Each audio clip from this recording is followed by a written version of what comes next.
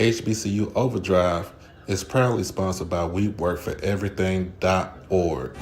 At WeWorkForEverything.org, this is for those who are trying to build for a dream with their latest hoodies, t-shirts, long sleeve shirts, and accessories and more. You can have it all here at a reasonable price. Black owned and operated out of the great state of New York. Like I said, get suited and booted. Check it out at WeWorkForEverything.org. Peace.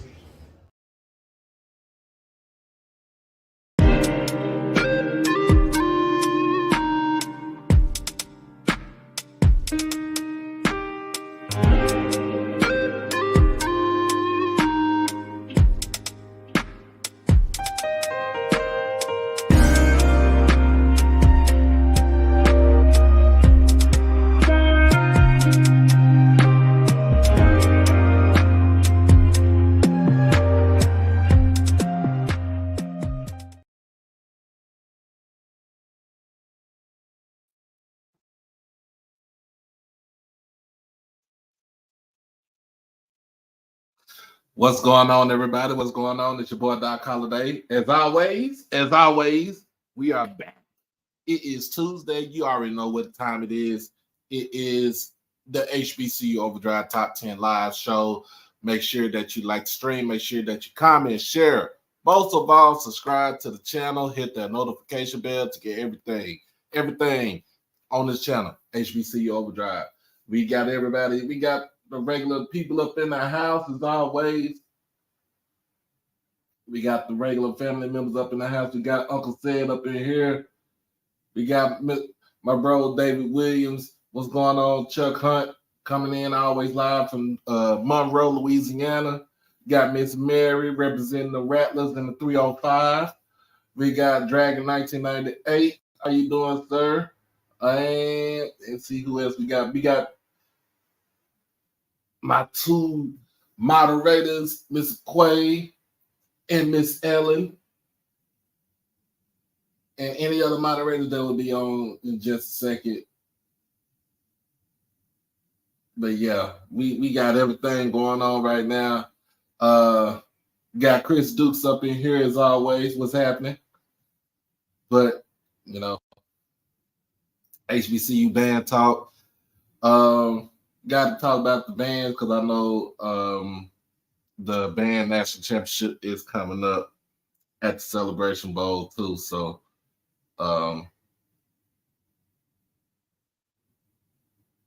so we got to talk about that also. That's within our parameters for the show. But excuse me, y'all. I was trying to get this.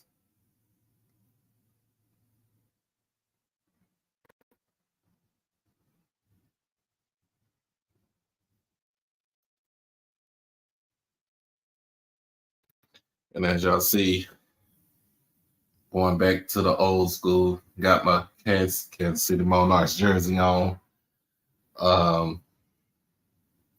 What up, Blue? What's happening?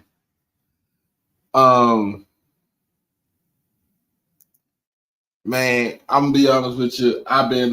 Today was my off day, and I have been in a lazy mood. And when I'm saying lazy, all I really want to do is sleep, because I work a lot of hours of work in the evening time towards midnight and stuff. All I want to do is sleep. But today I got up, got some Waffle House as always.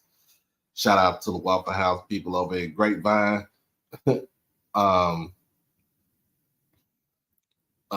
Pretty much got that, ate my breakfast, sat on the couch, and pretty much was in and out of sleep for most of the day. And I really did, in a sense, I really didn't want to get up today. I was like, you know what? I really didn't want to get up, but I was like, nah. I'm a get up and do what I have to do what I have to do, and have fun with this. I told y'all Ellen gonna be on it. Shoot, Ellen be on it. Shoot, she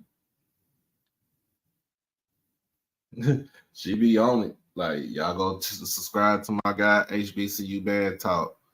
You know what I'm saying? She, she'll get you pub. She'll get you pub pub out there in a heartbeat. Her and a quake. But yeah, I look.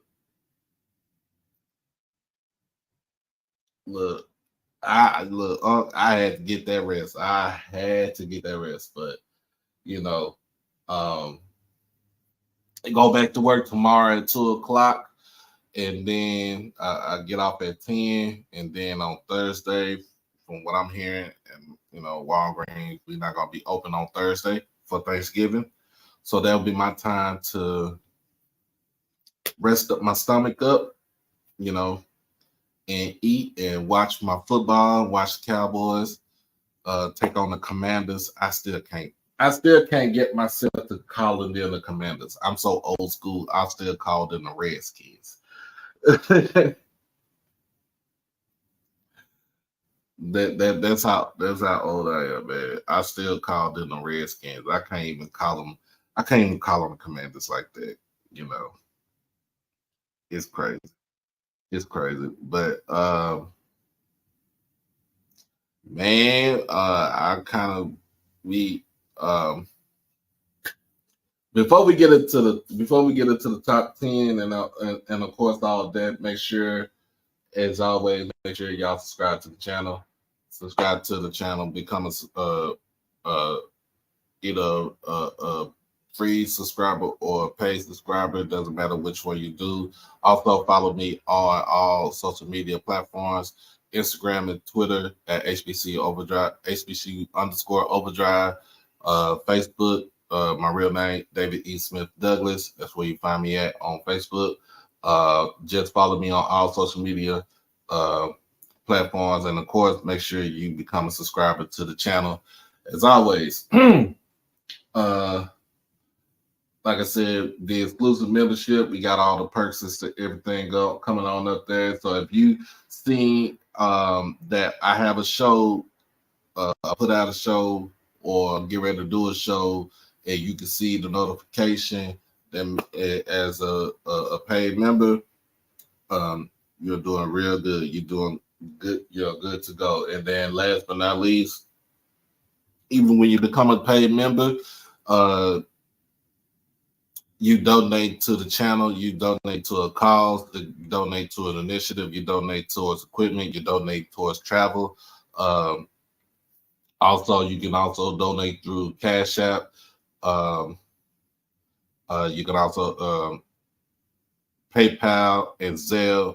My PayPal and Zelle info is on the bottom. The Cash App is on the bottom across the ticker. So you want to make sure we get down to Florida next week, because it is next week, y'all. Let's go ahead and get let's go ahead and get these $5, $10, $20 donations rolling. I haven't touched anything else since then, but I haven't did anything. I moved it over to another account. That way it's sitting right there. Don't have to worry about bothering it. But let's go ahead and let's get these donations rolling in, so we can get down to Florida and back. So I give you all this content and just tell you how it was. I would say the highest of 7 hills. I would say the lowest of 7 hills, but I'm gonna give them their props, because these rattlers done did the dang old thing for me. And also, we got birthdays today. It is November the 21st. Shout out to my homie from Stephen F. Austin, Chastity Brantley. It is her birthday today. I forgot how old she's gonna be. I think she's like 37, 30, 36, 37, around that age. But she's in Houston right now. She does CrossFitness, marathons and everything. Shout out to you. Happy birthday to you today. Everybody who got a birthday today and so forth. It is the last day of Scorpio season and it's coming up to Sagittarius season. So y'all already know the Sagittarius is gonna be in the house full effect. It's gonna be all good. Peace and blessings to you, brother Bakari, as always, man.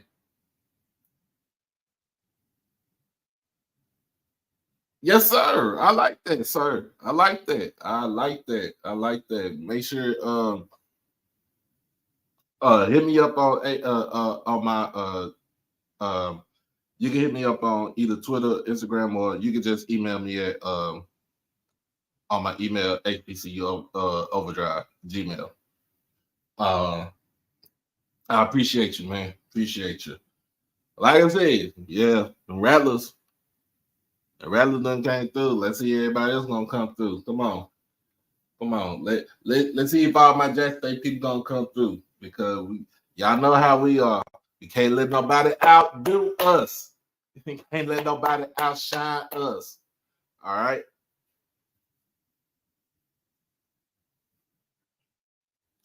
Yes, sir. Can't let nobody outshine us and outdo us, man.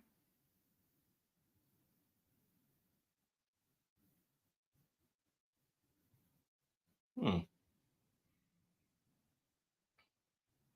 And not let nobody outdo us. So let's go ahead and get these donations wrong. We got 42 people in here. Let's get to 42 likes right now. Let's get up into it. First, before we get into these rankings, get into the D2 rankings first. We had a conversation. I know me and the crew for HBC United, we had a conversation and we had a conversation about who would win a football game right now in college, and it's in the FBS. We came up with the 2001 Miami Hurricanes and the 2019 LSU Tigers. I, not to take anything away from LSU, not take away from Joey B and Jamar Chase and Justin Jefferson, uh, Clyde Edwards Hilaire, anybody on that defense, anything like that, or even not even Ed Orgeron. Not to take anything away from him, but the 2001 Miami Hurricanes to me has got to be the most dominant dominant year, dominant program that year. If we talking about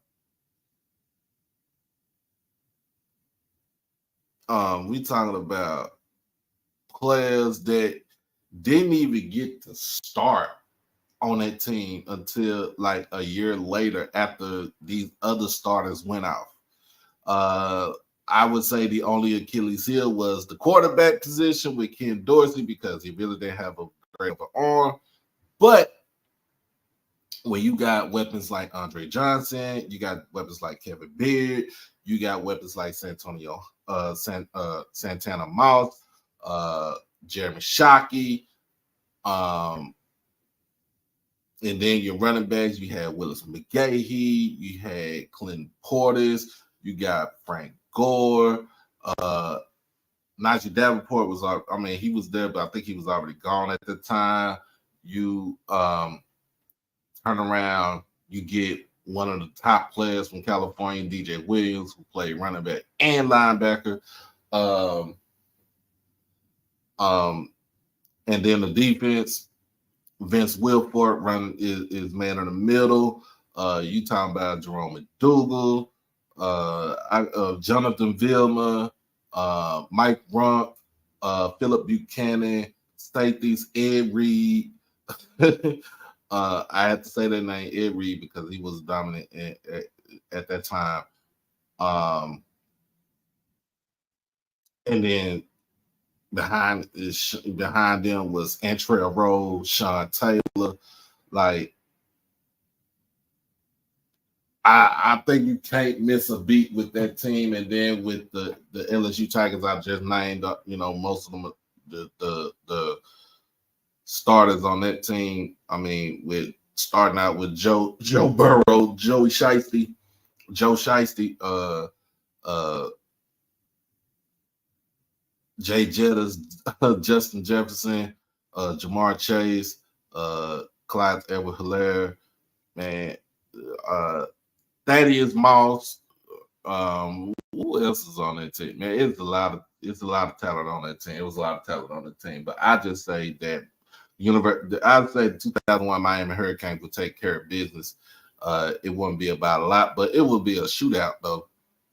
They would take care of business and everything. Uh,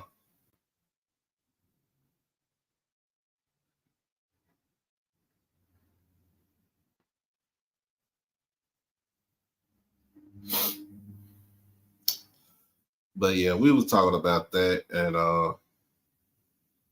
um, it was nice to talk about. It was nice to get in a conversation yesterday, talking about to see who's coming back, and then going on,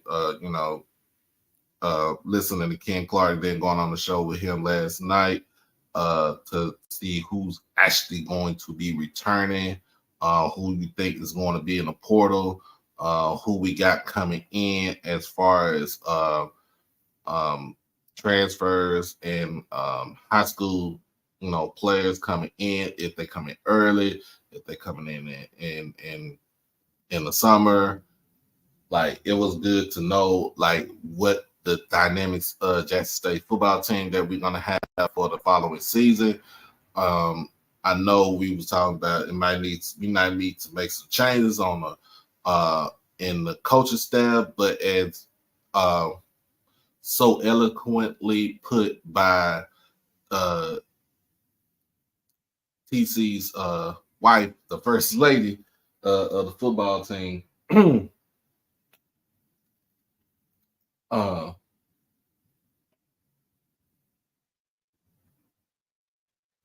um, it's pretty much, we endure and we enjoy what he has done, and we appreciate what he has done for this school. Um, would have been nice to go out with a win on Saturday. Yes, it would have been nice to go out with a win, but to, like I said, to go 7-4 in your first year with all the adversity that you had going on, that, I mean, still hats off to you, Coach TC. Hopefully we'll, as far as being a Jackson State Tiger, we shall improve on next season.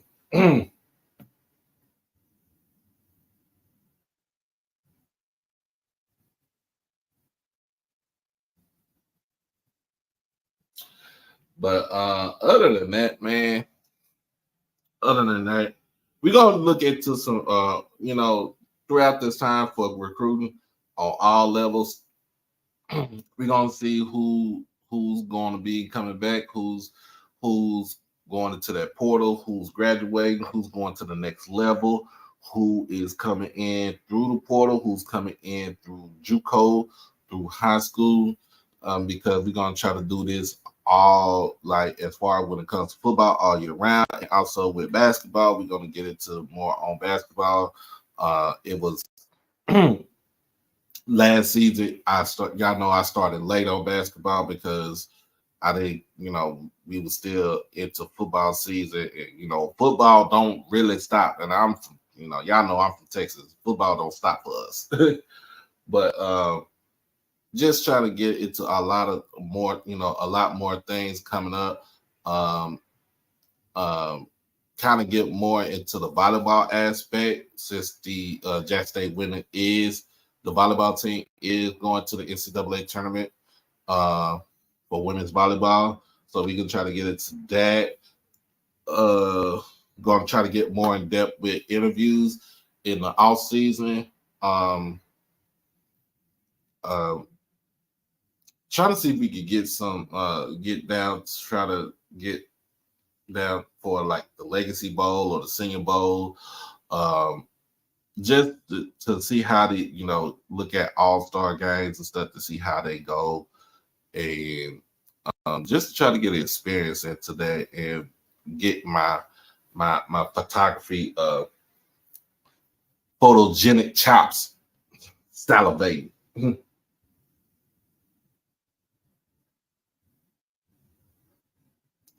So yeah. Oh yeah. Like I said, shout out to the young Bulls. His name's Guthrie State.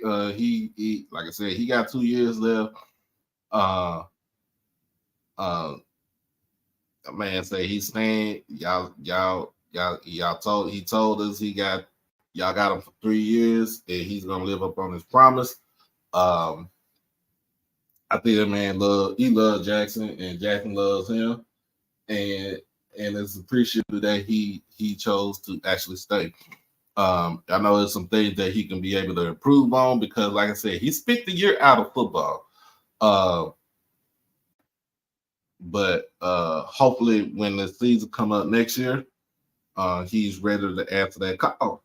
He's ready to answer the call and to get out there at the vet and try to defend the vet. But But let's go ahead and get into these rankings, y'all. Let's go ahead and get into these rankings as always, man. Um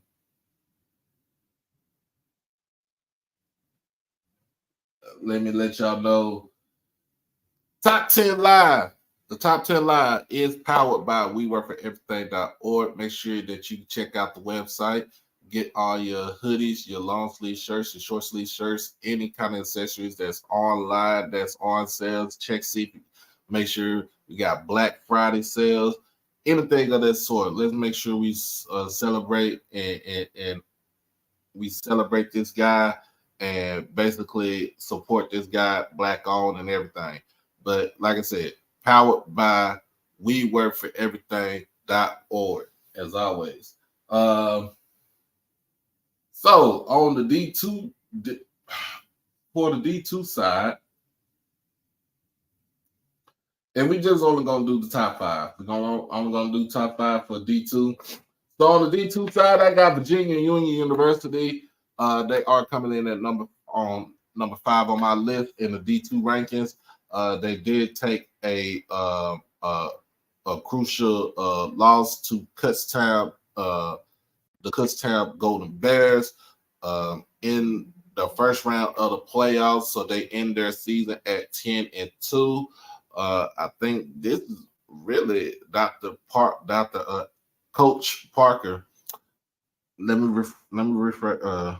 Start over. Dr. Alvin Parker, who is the head football coach for Union. I think this is one of the best seasons that he's had since he's been at school. Union has always been a gangbuster when it comes to D2 football, especially in the CIAA. They end, like I said, but they end their season out of the playoffs at 10-2. Next on my list, coming in at number 4, we got the Fayetteville State Broncos. Again, they have ended their season right now. They did go on the 8-game winning streak after them losing the first 2. They were 8-0 in the CIAA, losing to the same Virginia Union Panthers in the championship game a couple weeks ago. If you want to watch gritty football, this is the team that you really want to watch right here. I can't say too much, and I can't stress a little bit, too much more. So good luck to them in the off season. See what they do, and who they got coming in, and who they got leaving. We're gonna pay a little bit. We're gonna pay more attention to CIAA SIAC football. Now coming in at number 3, we got the Fort Valley State Wildcats. Of course, they did end their season at 7-3. But they did get invited and got selected to the first Florida Beach Bowl that is going to be in a couple of weeks on December the 13th. down at Drive Pink Stadium in Fort Lauderdale, Florida. If you want to know where Drive Pink Stadium is, or what it is, it's where Inter Miami, the Major League Soccer team, plays their games at their home venue. So they are going down there. They have been selected to represent the SIAC in this new bowl game for Division Two, and certainly coming in at number 2 to see who they play. What up? What up? What up, Lionel? We got the Johnson C. Smith Golden Bulls. They end their season at 7-3, and they are also the representative for the CIAA in the Beach Bowl. So this, again, they are taking on Fort Valley State on December the 13th in Fort Lauderdale, Florida. That game is at 6 o'clock. I got to check and see if it's going to be on HBCU Go or any type of any type of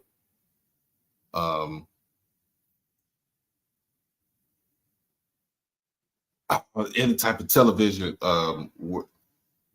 network. I'm sorry, I had a brain freeze.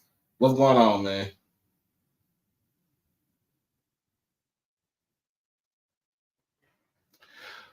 But Johnson C. Smith, like I said, taking on Fort Valley State. December the 13th, Florida Beach Bowl, first of its kind for the D2 HBCUs, kind of in the sense of the old Pioneer Bowl, but with a little modern twist to it. And coming in at number 1, it's them big bad, it's them big bag Tigers from Benedict College. Still sitting at 11-0. Had a bye week this past weekend. Why? Because they earned it. They were one of the top 4 teams in the nation to get a first round bye. This coming Saturday, they are taking on the Lenoir-Rhyne Bears. Lenoir-Rhyne did defeat Shepherd. Just got to remember the score of that game right there. But they will take on Benedict. This game will be at Benedict, to be exact. This game will be at Benedict. Benedict has first round bye, and they have home field because of their record and what they did in the regular season. Chinnisberry, aka Black Thanos, got a juggernaut as always, and it starts off. It starts off with their defense led by Jalen Broughton and Lubert Danellis, 2 bookends that could cause havoc to your tackles. They live in the backfield. Y'all know how we say party in the backfield for Jackson State? That's what they do. They have a party in the backfield for everybody else. I think this team is solid, and I think they have a chance to go at least 3 rounds deep until they get around to playing tougher competition. But I still say I would like to see this team. I would like to see this team in McKinney playing in the D2 National Championship game. I would like to see this team go all the way, come here, play in the D2 National Championship game. That would be a fun time to see that. And basically, we'll see what happens. We'll see how this goes. About game is on Saturday. I got to check on what time it is, and if it's going to be televised. But coming in at number 1 in my D2 ranking is Benedict College, as always.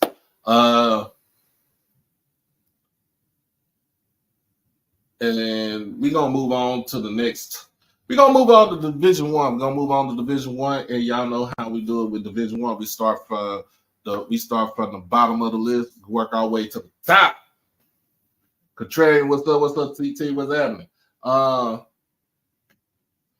Coming in at number 10, the Alabama State Hornets.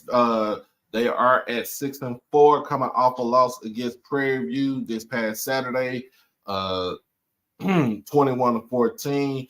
Now, I did, like I said, in this game, I watched clips. I watched some of this game right here. Damon Stewart had a field day. He had a career day on Saturday, throwing for 372 yards with 2 touchdowns, and both of those touchdowns went to wideout Tyree Saunders, who had 6 catches in this game, 120 yards, and those 2 touchdowns. Keyshawn Johnson had his regular scheduled program with 92 yards catching the ball. They couldn't do too much of running the ball because Prairie View defense eliminated the run. Alabama State has had problems running the ball for like the last couple of seasons. Hopefully, Coach Erod goes into the portal, get the alignment that he needs to actually be effective in his offense, and also get the running backs that actually can run the ball. They do lose Juwan Howe because he is a senior this year.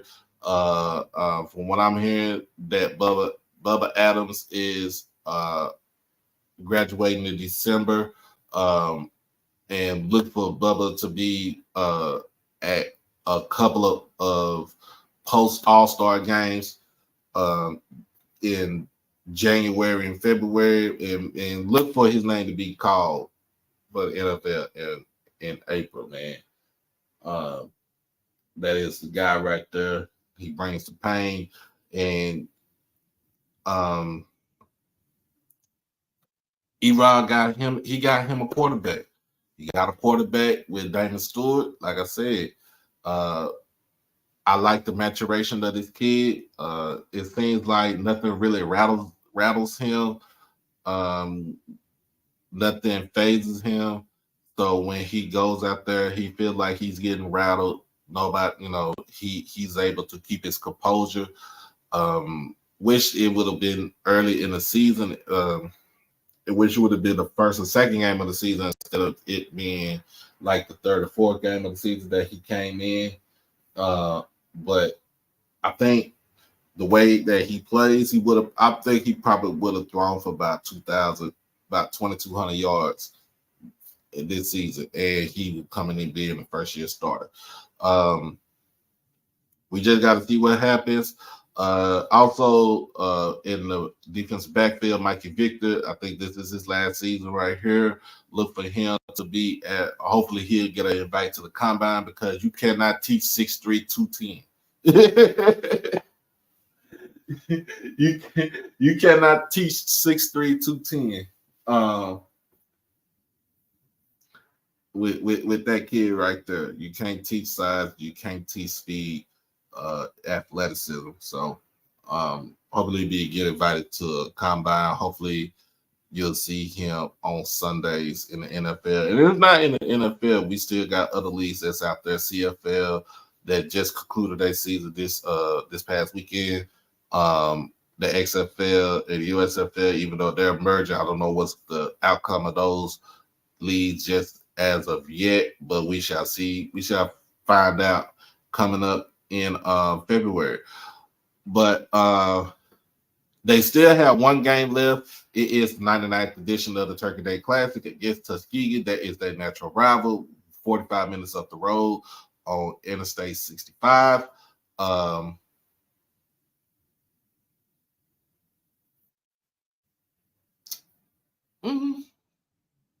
See what happens. They can end the season with it really is still guaranteed that Eddie Robinson will have a winning season this year. Win or lose, he will have a minimum of 6 games to have a winning season. More likely he'll end up being 7-4, tied with Jackson State in the standings overall, and just kind of see what they can do moving on forward. Next on my list, coming in at number 9, we have the Morgan State Bears. Now, Morgan State, this is interesting. The reason why I had them at number 9 is because the game that they played against Howard, it wasn't a blowout. It was a close game. You were talking about this game was 7. I think the game was tied at 7 for the most part, and then Howard scored late in the game to secure the victory for them to go to the Celebration Bowl they want to be at. Now, Morgan State with a full recruiting class, another full recruiting class under Damon Stewart. Uh, the main thing is finding a quarterback. Get you a quarterback, and you'll know what happened. You know, to me, you get a quarterback.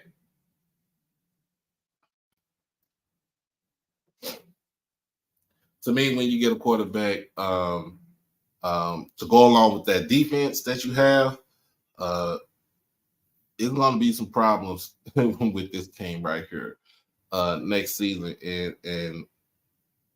and years going on down the line. There's going to be some problem with this team, but they end that season at 4-6, um, 3-2 in MEAC play. And like I said, you can only go up from here because it's improvement every year since since Coach Wilson has been at Morgan, and they are looking to be in the hunt for that BX title and for a Celebration Bowl appearance. Coming in at number 8, we got the Grambling Tigers. You got the G-Man from Grambling, Louisiana, coming in at number 8. They're coming off of a bye week. They got the Bayou Classic this weekend against Southern. They have a chance to give Coach Hugh Jackson a winning season if they can go out there and defeat Southern this Saturday. This Saturday, that means that Grambling will have 6 wins for the year. Hugh Jackson will have a winning season, and that he can transition that winning season to recruits to come in for next season, and he could use that as motivation for his team. And I feel like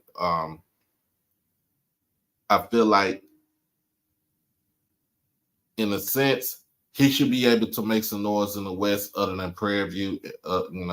Right now, Southern's on the downward spiral. Pine Bluff is still Pine Bluff is still in the works.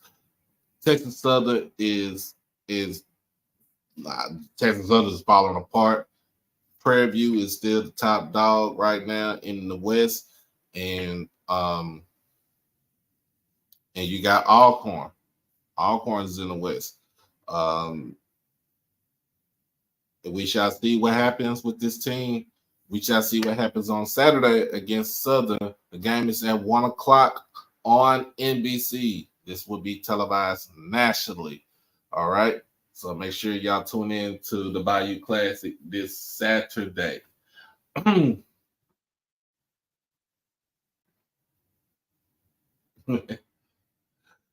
in at number 7.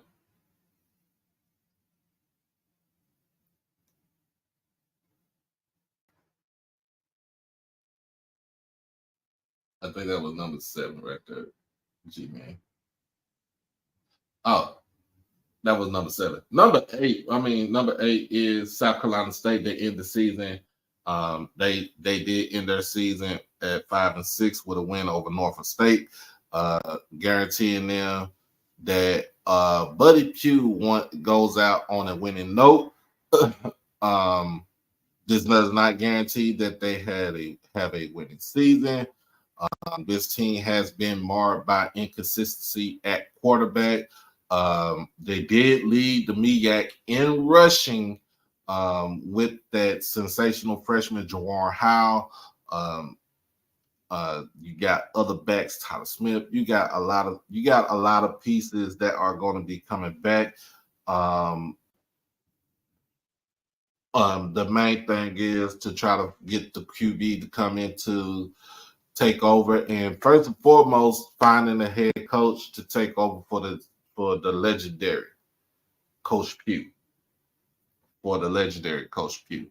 Like I said, they did end the season at 5-6, 3-2. Was it 3-2, 2-3, 2-3 in conference play, 2-3 in conference play. And the only thing I can say is finding a coach and finding a QB, replace some of the players, starters that's from their defense, and you should be able to have a winning formula coming back around in Orangeburg, South Carolina. Now, I've already did my number 17, which was Grambling. I have my number 16, which is Jackson State. Yes, I dropped them down to number 6. So again, we coming off a 4-point loss against Alcorn on Saturday.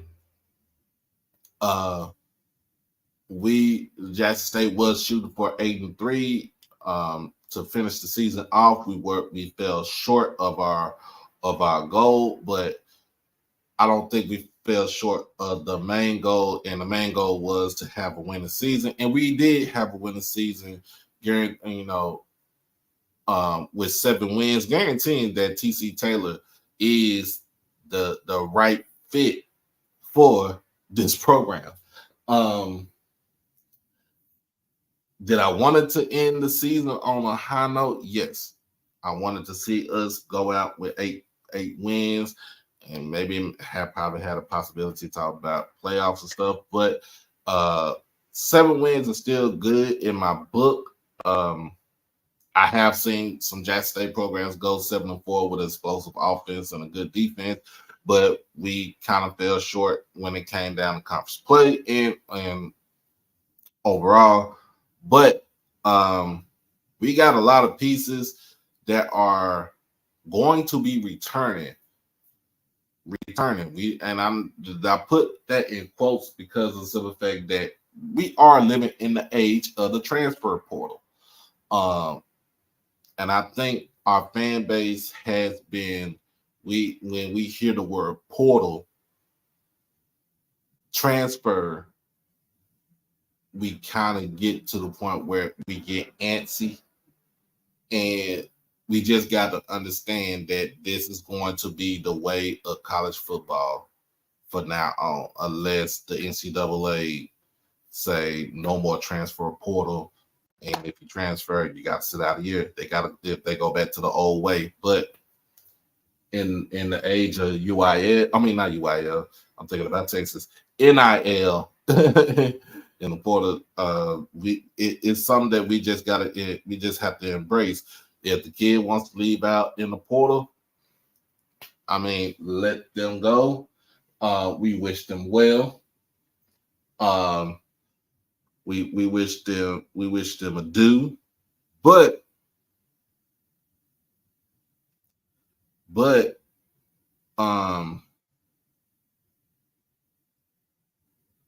we cannot get mad if it's something that they want to do, if that's what they want to do, because that's their decision. And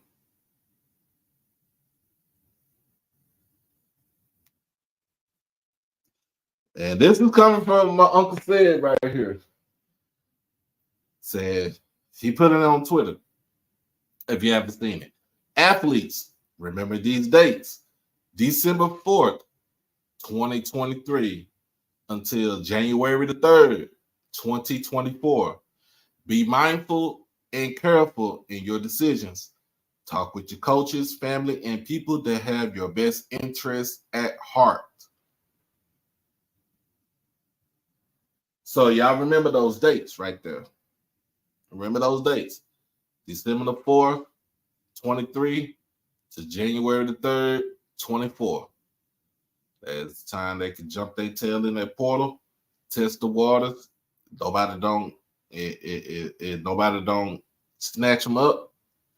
They do have a chance to come back to the school, now to their original school. Now, will they give them the scholarship back? We don't know. It's always up to the coaches, and they have to make sure those scholarships are divvied out to the ones that not just say need it, that earned it. But this is going to be the first official year with TC at the helm, already coaching a season under his belt. going to deal with with this portal issue, portal thing, and we shall see what we shall see what comes through and who leaves, who comes through and who leaves. That's all we can do. But 7-4 was a good season. We had some inconsistencies with penalties, injuries, uh, uh, quarterback play, and um, and just offensive play calling and special teams. I'm sorry, special teams. Special teams fixed themselves. Special teams fixed itself throughout the season. Defensively, at the beginning of the season, we were missing tackles. We were missing assignments. It fixed itself throughout the season, and when it fixed itself, you're talking about a team that has 17 interceptions as a team. You're talking about a team that pretty much had probably like a little bit over 30 sacks, close to 30 sacks for the season. And still, you talk about a team that you got 60 brand new players to try to gel in with other players that were from the last regime. But those are the things that we're going to look into. Those are the things that we're going to have to target. Offensive line is going to be a main issue. Defensive line is going to be a target also, and linebacker should be a target. We don't have a lot leaving from the defensive backfield. We don't have a lot leaving from the receiver aspect. We'll probably find another tight end since DJ Stevens is pretty much officially gone.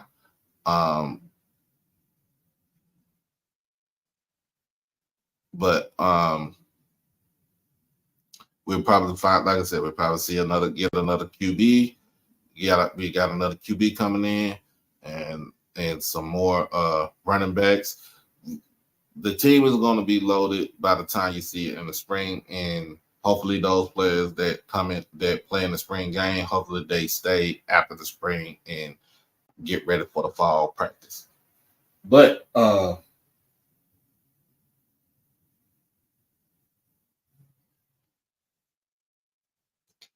yeah, that the game day experience and stuff like that, we probably still gonna have to talk about that, and and later on in the next season, next year, and kind of get everybody's opinion about what happened. Coming in at number 5, we got the Alcorn State Braves. We got the Alcorn State Braves. They end their season at 7-4. Thought they were going to get into the SWAC championship game, but because Prairie View won early in the day, while Alcorn was still playing, y'all see what happened. Because of the simple fact that Alcorn did lose to Prairie View was with their win, they automatically clinched the SWAC West for the SWAC championship game to go up against Florida A&M. With Coach McNair, he was coaching on an expiring contract. From what I'm hearing, he is in the talks with school officials about doing another contract, which is still a good thing for them. We talking about this man has been a mainstay in the SWAC for the last pretty much almost 10 years to be exact. As a coach, as a position coach, as an assistant coach, and as a head coach.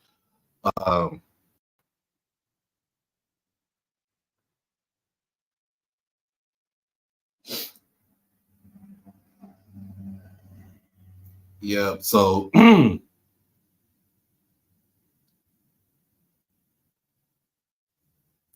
so pretty much Alcorn, they're losing Jarvion Howard, who they're losing him. losing Aaron Allen, the quarterback, Montario Hunt, and Malik Rogers as receivers. A couple of players on the defensive line. I think Malachi Bailey. I'm not sure if he comes back for another year. Terrence Ellis. I got to check see if he's coming back for another year. So they got a lot of work to do in the off season, and pretty much, like I said, they are going to be sitting a happy ass on the couch next to us.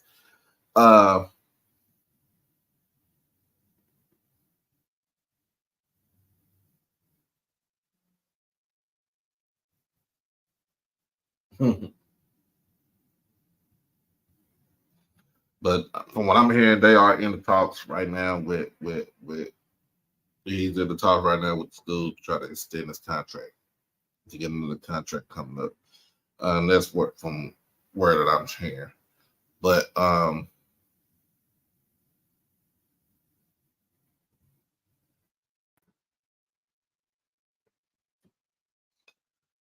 right. So we coming into the top four. Top four. Coming in at number 4, we got the Prairie View Panthers at 4 by virtue of winning against Alabama State 21-14, and by virtue of winning the SWAC West. They do leapfrog a couple of teams to the 4th spot. When it comes to this team, what you saw on Saturday, they really didn't have Traylon really didn't have to do a lot, didn't have to do too much. Pretty much defense shut down the running game. They did get torched in through the air because, like I said, Damon Stewart did throw for over 300 yards in this game. But they are going into the SWAC championship game pretty much almost with a full roster. From what y'all saw in October, y'all know in October, FAMU kind of ran them off the field. They, lost that game 45-7. But we shall see what happens next weekend with this squad, who's going to be at full capacity on next Saturday. So shout out to Coach McDowell and the Prairie View Panthers for winning the SWAC West, representing the SWAC West for the SWAC championship game.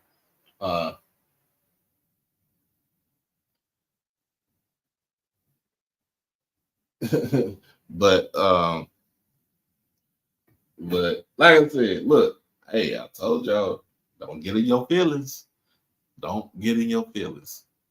Now, don't get in your feelings. But Prairie View is coming in at number 4.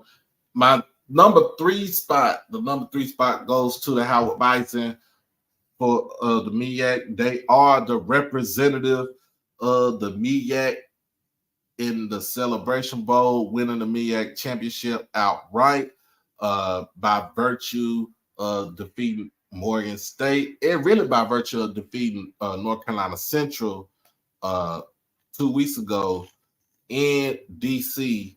That solidified that they are the MEAC champions, and this is the first championship for Howard, conference championship for Howard since 1993. That is the Jay Walker era.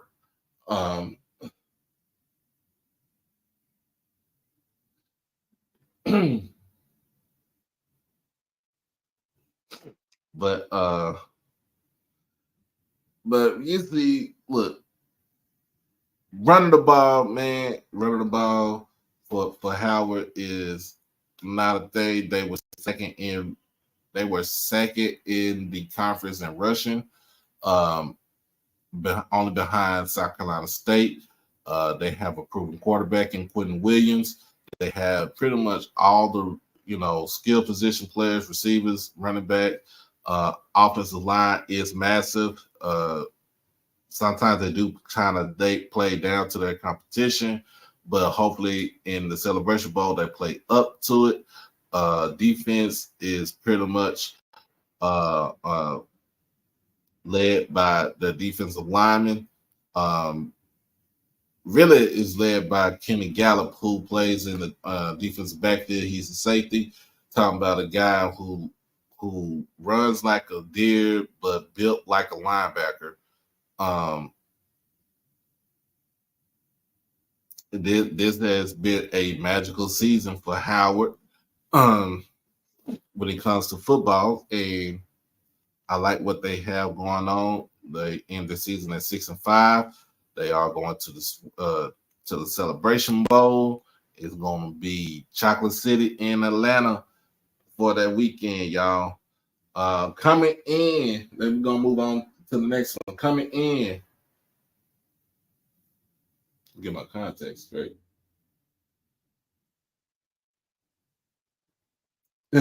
What's up, doctor? What's going on, doc? So now, man, look, coming in at number 2, we got the North Carolina Central Eagles coming in at number 2. They did go into the last game against Delaware State, defeating them 55-14. They are also the representative for the MEAC Conference in the FCS playoffs. They have a first round game. This game will be at Richmond against the Spiders. If I'm not mistaken, I think this game is on Saturday. Yes, this game is on Saturday at 1:00 p.m. on ESPN Plus. Central ends the season right now at 9-2.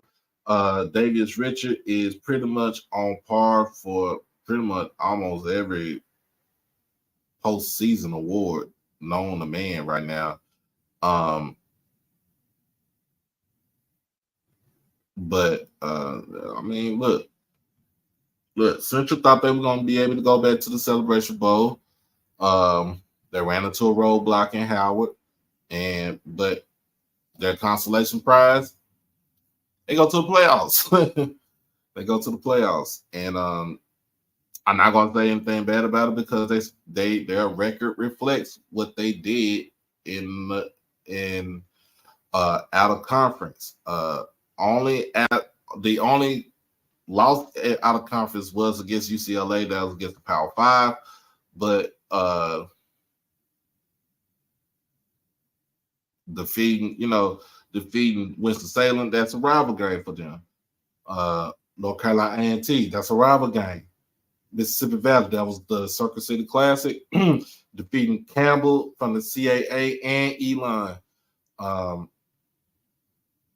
You really can't say too much anything. They went 5-1 in non-conference play, and then in conference play they went 4. They were 4-1. So I mean, there's nothing you really can say too much anything as far as what Central has done. Hopefully they can represent the HBCUs in the playoff. Hopefully they'll come out with a couple of wins in this thing. And I would say I want to be rooting for them, but I will be supporting them from the side. When it comes down to it. When it comes down to it. But coming in at number 1, we got the Rattlers from FAMU, and no, nobody paid me off. I saw what I saw with my own 2 eyes against the Bethune-Cookman Wildcats. Musa had his usual pedestrian day, but their defense was solid. The running game was on one on Saturday, and they defeated Bethune-Cookman 24-7 in the Florida Classic. I saw what I saw, and I felt like this is in a sense, this is the best team. Don't matter if it's a FAMU person you think that paid me off. They ain't nobody paid me off for anything like that. This is what I put out there. This is my opinion, and if you don't like it, like you see the title of the show, don't get in your feelings. Don't get in your feelings. That's the title of the show. So they got Prairie View next Saturday at Bragg. We shall see what happens. Can they make it 20 in a row at Bragg, or will this be the final time that you see some majority of those seniors at that stadium? I'm just putting it out there. I'm not trying to be funny or trying to be cocky and nothing like that. I'm just putting it out there. But anyway, man, look, that is my top 10 for Division One, y'all. That is my top 10 for Division One. Let me know if I did right with this list right here. Let me know if I did right with this list. And Russell Haynes is back in the chat, y'all. He is back in the chat.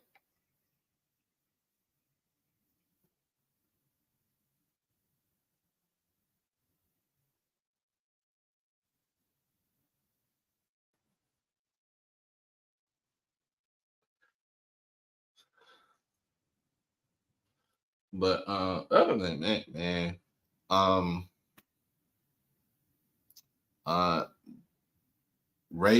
you can rate my top 10 for Division One. You can rate my top 5 for Division Two. Let me know how I did. I don't know if Mr. Ford is on here, but if Mr. Ford is on here, anybody wants to come up and talk, have a conversation about my rankings, the floor is yours. Does the link is in the chat.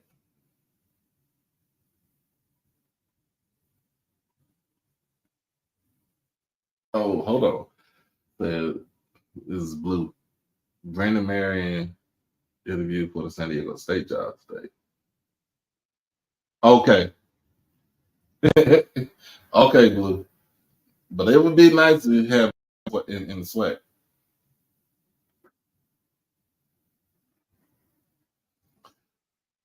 How you doing, Mr. Ford? Hey, how's it going? I'm doing good. Yeah. I'm doing good. Yeah. How you think I did with my list? I think that that church school up there in Richmond is the second best team in Division Two. That what's Virginia Union? Mm-hmm. I watched them several times. Yeah. Ain't nothing better than them but Benedict. I believe so. They got some athletes on that, man. They got Joe Taylor's AD. That guy you was talking about, Dr. Parker and them. They got, listen, they were getting people in the MEAC a problem now. I'm telling you. Because see, I still say that what they need to do is you can maintain your integrity by playing an all CIAA basketball schedule. But Virginia Union can play Central. They can play Hampton. We talk about football. Yeah, they can play them people. Yeah, they can play them. Now, they might beat them, but they ain't going to beat them bad now because I'm like I told you before now, I remember about 2-3 years ago, Virginia Union went into Hampton and beat Hampton on their campus. Yeah. So, to be honest with you, I know it can't happen now, but I would like to see Benedict and Virginia Union tie up. I really would. Well, you know what though? We wanted to see that last year. Yeah. When they put both schools in the same region, and this season they split it up. They put Union in region, I think it was region 1. Right. So, and it was to do with it, they did it because of the travel, and they kept Benedict in division in region 2, in the super region 2. So, I mean, it would have been nice to see them actually play. Yeah, I would have liked to have seen it. But I would want to see how they do against, like, because they're in the same region with West Florida and Valdosta and Delta State. Yeah, and that school you say put them out, that's a powerhouse, man. That Kutztown, That's a powerhouse, Uh-huh. man. Listen, they playing Division two. They can beat a lot of people, man, in a high division. Hmm. Yeah, that Kutztown is for real, man. Yeah, they've been around for years. They can do their thing too, man. That's in Pennsylvania, right? Yep. Yeah, they tough. They've always been tough. Yep. Same school. Like I said, Andre Reed. Yeah, Andre Reed. Yeah, so I think that's James Franklin School. Mm-hmm. Yeah, and by the way, I saw Dion said that Shadur probably won't play the last game, right?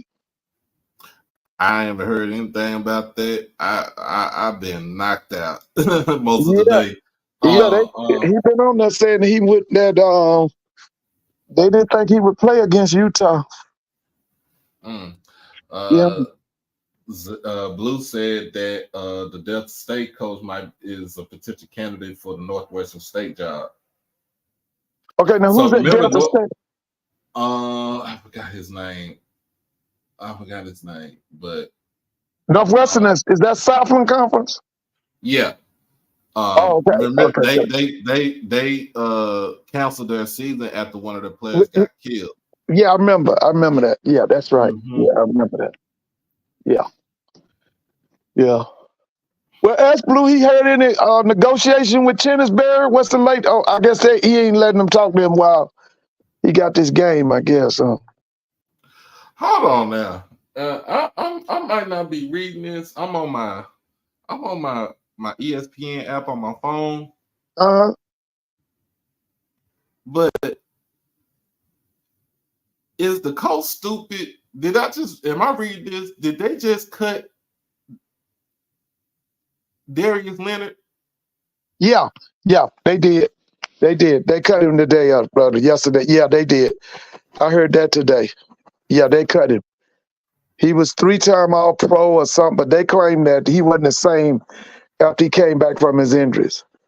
Yeah, I saw that today. Yeah, but somebody else will pick him up. You know, shit. I wish he'd come on down here to Atlanta. You know, somebody gonna pick him up. I would say go come to the Cowboys, but that means that somebody's spot gonna get taken, like Marquise Bell. Yeah, Marquise Bell has been doing well for y'all, isn't he? And he's filling in well. Mm-hmm. Yeah, that's what I heard. I read something about it because y'all that big tall linebacker y'all got, he's hurt or something, isn't he? Yeah, Vander is out for the season. They said that he might not it looked like he might not be able to play again. Like a career threatening injury. Well, what happened to him? His neck. That's right, because he always wore them caught. Yeah, okay. Yeah, because he's about 6'5", and what, he's 6'4", 6'5"? About 6'4". 6'4", yeah. Yeah, they said Bale had been playing well because he had been playing a little linebacker instead of DB. Mm-hmm. No, he got him. In fact, he got him at linebacker. I think the last couple of games, the last 3 or 4 games, he has led the team in tackles, in total tackles. Yeah, when y'all got the Eagles again? Or y'all through with the Eagles? December the 10th. At your play? Yep. Okay. Mm-hmm. They had a big win last night. That was a big one for them.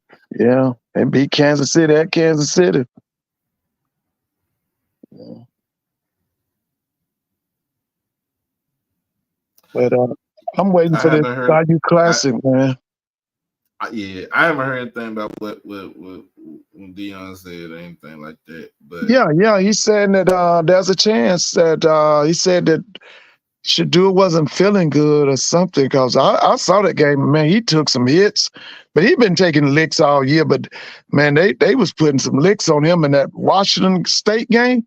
Mm-hmm. Man, I thought, oh man, I'll be honest with you, I thought they had, initially I said they might have a chance to beat Washington State. Man, they was out of that game so quick. And that young man that He's the quarterback for Washington State, Cameron Cam Ward. Ward. Yeah. Man, that boy is bad.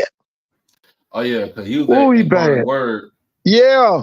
Now, I don't know if he going to make the NFL, but he going to make something. Because he can, man, that boy was making them throws. Ooh. Because I think the score was like, what, 40, was it 45-7 at half? What was the halftime score? I mean, it was way out of control. First, because I watched the first half. First half was 42-7. Yeah, I knew it was something like that. Yeah. It was bad. And they pushed the dude out, man. They put some licks on him, man. I was glad they took him out. I'm gonna be honest with you. I still wish the dude could go pro, man. I wish he could get out of Boulder, man.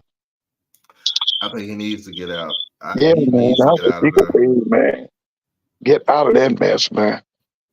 Okay, I'm looking at it right now. It said Shador day-to-day uncertain for the Utah game. Yeah. Yeah,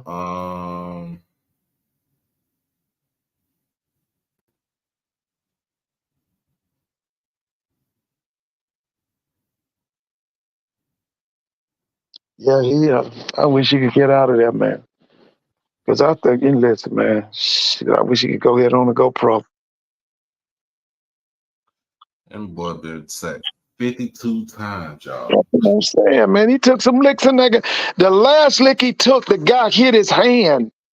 He hit his something. He hit his hand, I think, or something. And they took him out, man. I was glad he was out. I was glad.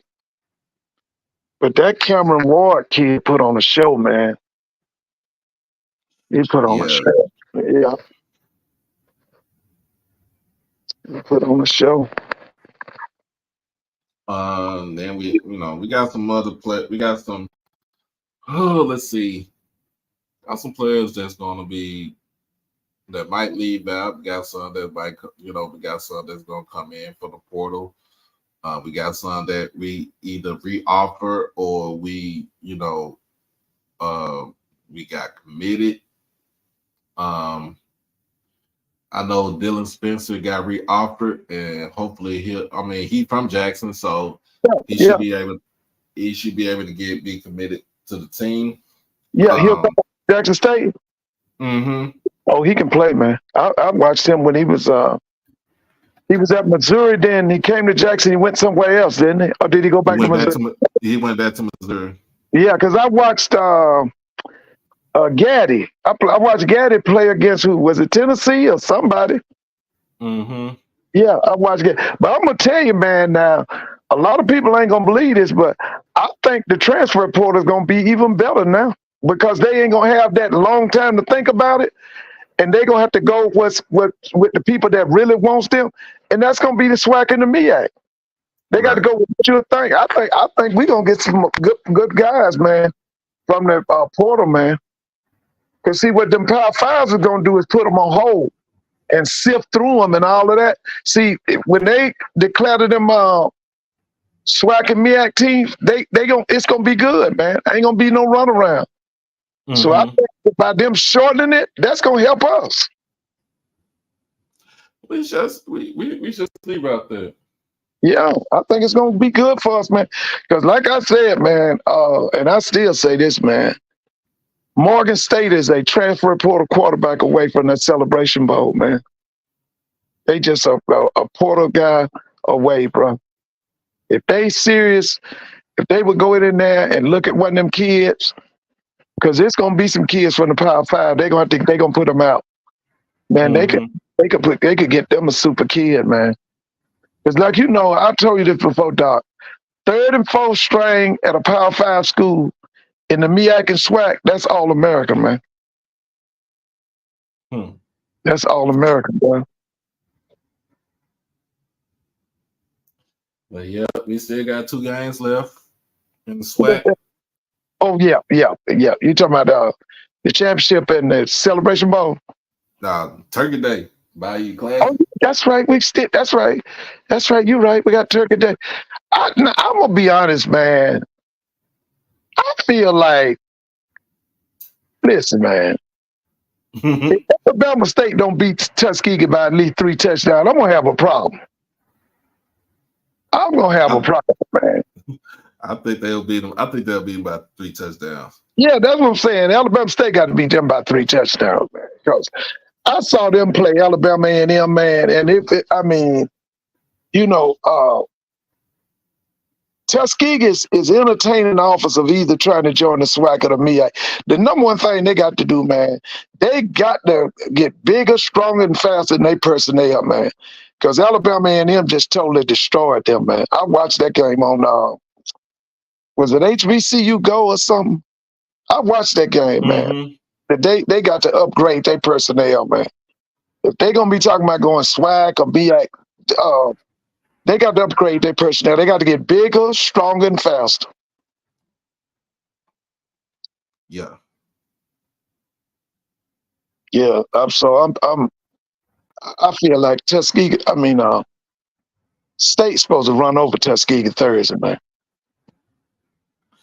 Yep. And then we got the Bayou Classic. You want Grambling to win because I think Southern is still reeling from Dooley being gone. Yeah, but let me tell you something, Doc. Y'all don't know Terrence, man.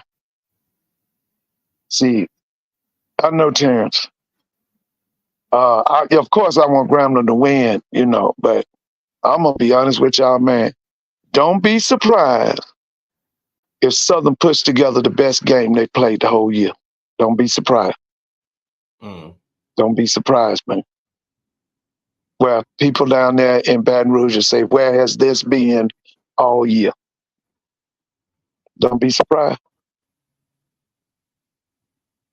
Because Terrence and them, they know what they're doing, man. They know what they're doing. And then the other thing is Southern had one of the better defenses in the SWAC. I think they were in one of the top 3 defenses in the SWAC now. So don't be surprised.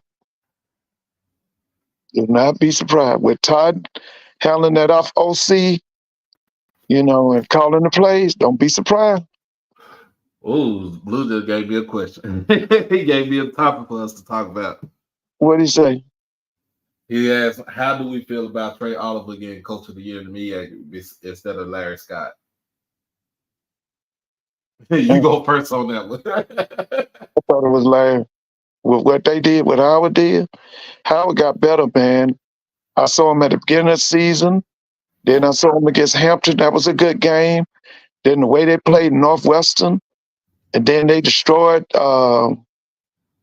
Central in that game. And then you win the MEAC by taking out Morgan State.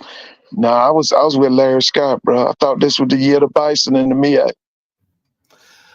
I'm gonna say because it could have been Larry Scott because the way that they play, like I said, the way that they played, they lost by 10 to Eastern Michigan in the beginning of the season. Right. Which they really should not have lost the game anyway. They should have had more than like 23 in that game. They should have had at least 30 in that game. But they got jugged out of that game. Of course, against the Northwestern game, when your running back goes for over 200 yards in the game, and that was Eden James, and you lose it by 3 because they had the lead, and I just feel like Northwestern just got lax and didn't think that, you know, they thought that the game was out of reach. Yeah. And Howard, battled back. Now, there were some games against, games with Hampton where they did have the lead, and Hampton, came back in the game to take the game over and win it. They weren't supposed to do that. And then their only loss in conference play was to South Carolina State, but they gave up 400 yards rushing in that game. Yes, Now, but like I said, could I have done coach, Coach of the Years? I would have did it like that because Trey Oliver, man, all up until they played Howard, they was rolling. You could take away the UCLA game because it's Power 5, and Davis didn't even play the whole game. He was out, and then he was out for like one, like a game or two this season. But Central was rolling throughout the whole season, and then they get to Green Stadium, and they got karma crept on them real bad, and basically they got the 50 piece put on them. Yeah, they put that on them, bro. This is, this what I like about it is you're gonna have two teams in the Celebration Bowl that have never been there. Because at one time, A&T dominated it. One while I think Alcorn's been 3 times, right? 4. Alcorn's been 4 times? Yeah. Wait a minute. I thought Alcorn lost all 3 to A&T. They lost 3 to A&T, and Grambling only won 1. No, I'm saying that Alcorn has been 3 times. Yeah, hold on. Yeah, Alcorn's been. I would read about this I'll read about this earlier today. Not doing it. Alcorn lost all 3 games to A&T, and then A&T beat Grambling, so they won it. A&T won it 4 times, but Alcorn has gone 3 times. Jackson's gone 2 times. Grambling's been. So let's see. So 2015, they got picked it was Alcorn and A&T. Yeah, they won. Yeah, they won that game 41-34. And then 16, they went to the playoffs. Who's that? A&T. Central. Remember, Central went to the Celebration Bowl. Yeah. In 16. 17.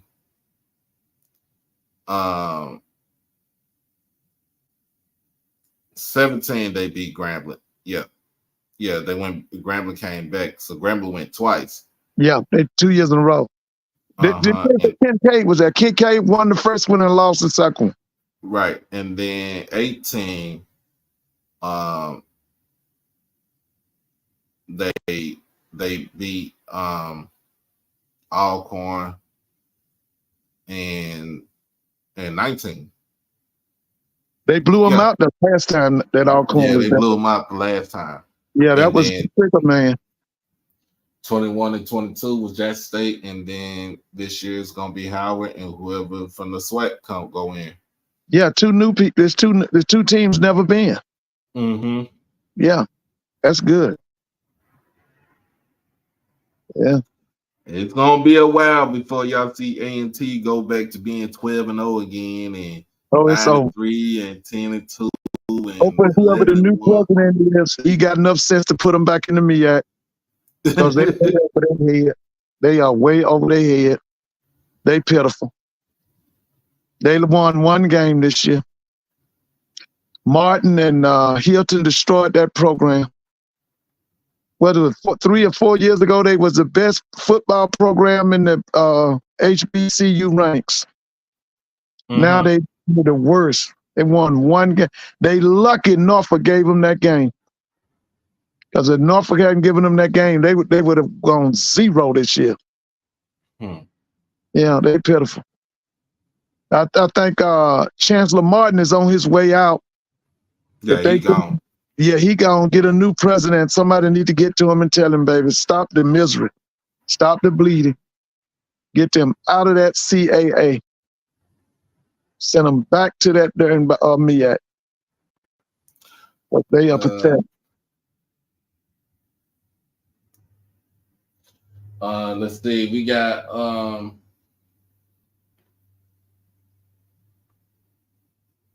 Alcorn went 2015. They went 3 times. The first year they had Lenoris Footman as their quarterback. The next year was that Noah guy. And the last time they went, they had the trigger man. They lost all 3 to A&T.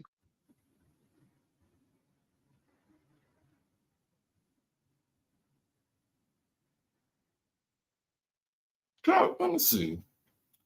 I'm gonna scroll back through here.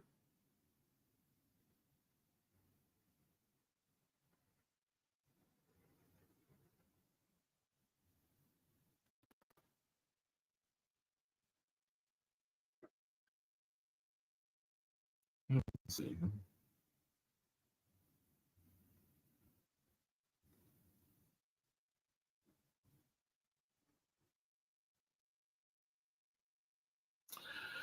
All right, A&T, Alcorn 15, Central Grambling 16, A&T and Grambling 17. Yeah, it's 3 times. Yeah, Alcorn went 3 times. They went 3 times. Yeah, they went 3 times. Now the one they cheated, their second game is the one they should have won. They said the boy, he didn't have control of that ball. He had that ball. One of them big wide receivers. That was that guy Noah something. He transferred and went to South Florida somewhere. He hit that boy in the corner of the end zone. It was a catch, and they said he was juggling the football. They should have won the second one. And then the third one, they got blew out. I think A&T put 60 points on them. Yeah, A&T 64 to 44. Yeah, I remember that game. That was it Raynard? What's that boy's name? Raynard Leonard or Raynard something? Raynard, was it Raynard Smith? It was something. He was kind of tall quarterback. They had a kid named Cartwright. Okay. Yeah, I remember that game. Yeah, they put 60 on. I think Alcorn might have scored maybe 40, 30 or 40. That was the last time Alcorn went to the Celebration Bowl because they've been there 3 times. Oh yeah, that was Sam Washington. That. Yeah, Sam is 1-2. I think is 1-2. Yeah. No, Sam might have won. Let's see. Sam won 2. Broadway won 2. 2. Okay, that's right. That's right. Because A&T was bragging, said it was the Aggie Invitational. They wanted to change the name from Celebration Bowl to the Aggie Invitational because they have won it 4 times. Too bad they destroyed that program. They're not going nowhere else. Hopefully they can get to that new president, man. They can stop the bleeding, man. But I will say this: the first season, the first year that they had it, it was 35,000. Second year was 31. Third year was 25, and that was because I don't know why that went down. And then the fourth year was another 31,000. The fifth year was 32,000, and then of course we didn't have one because of COVID. And then 21 and 22, 48,000, 49,000. And what's going to be the outcome for this year? Yeah, when Jackson came in those 2 years, Jackson, they set records for attendance. And that's what I'm waiting to do now is well, fam, you break that record. Oh, yeah. Will they break this record? Chuck said is Lamar Raynard. Lamar Raynard, that was him. Yeah, that's right. Lamar Raynard, because he went against Kincaid. Yeah. Yep, he went against Kincaid, and I think he went against the Trigger Man.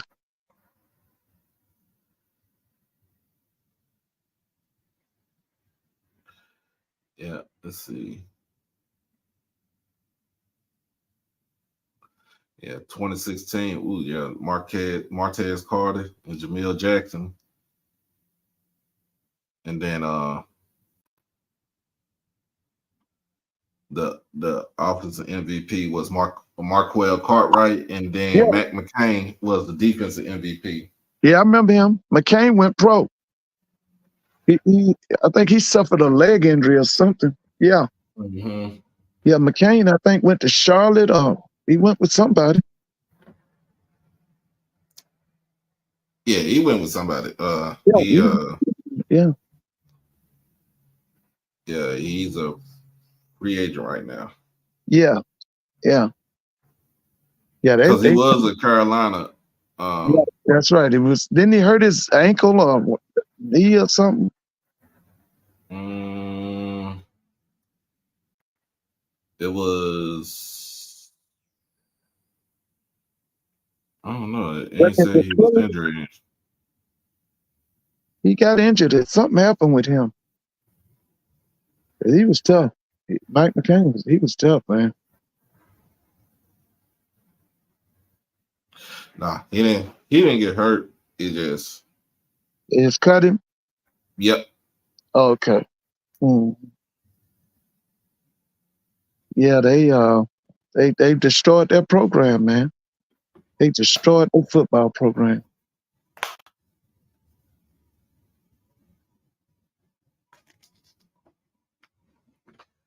Yep. They told it said basically they said we told people when Jackson State we're going to get ready to go to the Celebration Bowl, the attendance number was gonna go up. Yeah. Yeah, man. They say they went for, you said 30, 25, 35, then they went almost 50. Mm-hmm. I'm waiting it to see. It should have been 50 last season. Yeah, I'm waiting to see when FAMU and if FAMU and Howard, I don't know what Howard's gonna bring, but I know FAM gonna pack that dome out. If they come, they gonna pack that dome out. We shall see. We shall see what they do. We shall see what they do. Yeah, man. I'm not gonna get it. I cannot guarantee. Man, I'm not gonna get it. With that number, what was it, number 10 or number 11 defense Prairie View got? You think they're gonna stop the Rattlers? We'll see. They had the number 10 defense in the SWAC this year? What was their rank in the SWAC? Prairie View. Wasn't it number 9 or 10? Let me see. The only reason why I say that is because I think PV was without. They was that the first time they played, they was down like 6-7 players. Okay. I think they defense ranked number 9 or 10 in the conference, right? What is it? Let me see.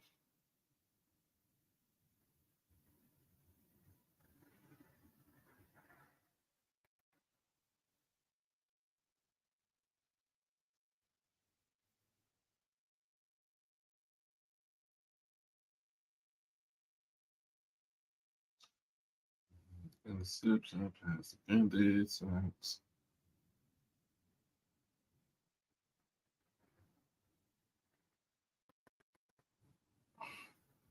There we go.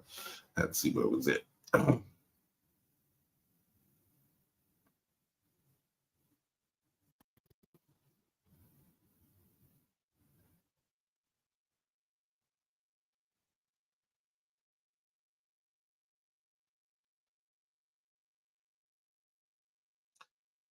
So defensive wise, yeah, they was 11th. That's what I thought. And they gave up 11 defensive wise because I mean most of that was they played 2 Power 5 teams. They played two FBS teams when they played SMU. They played. Did they play Rice this year? I know Texas Southern played Rice. Yeah.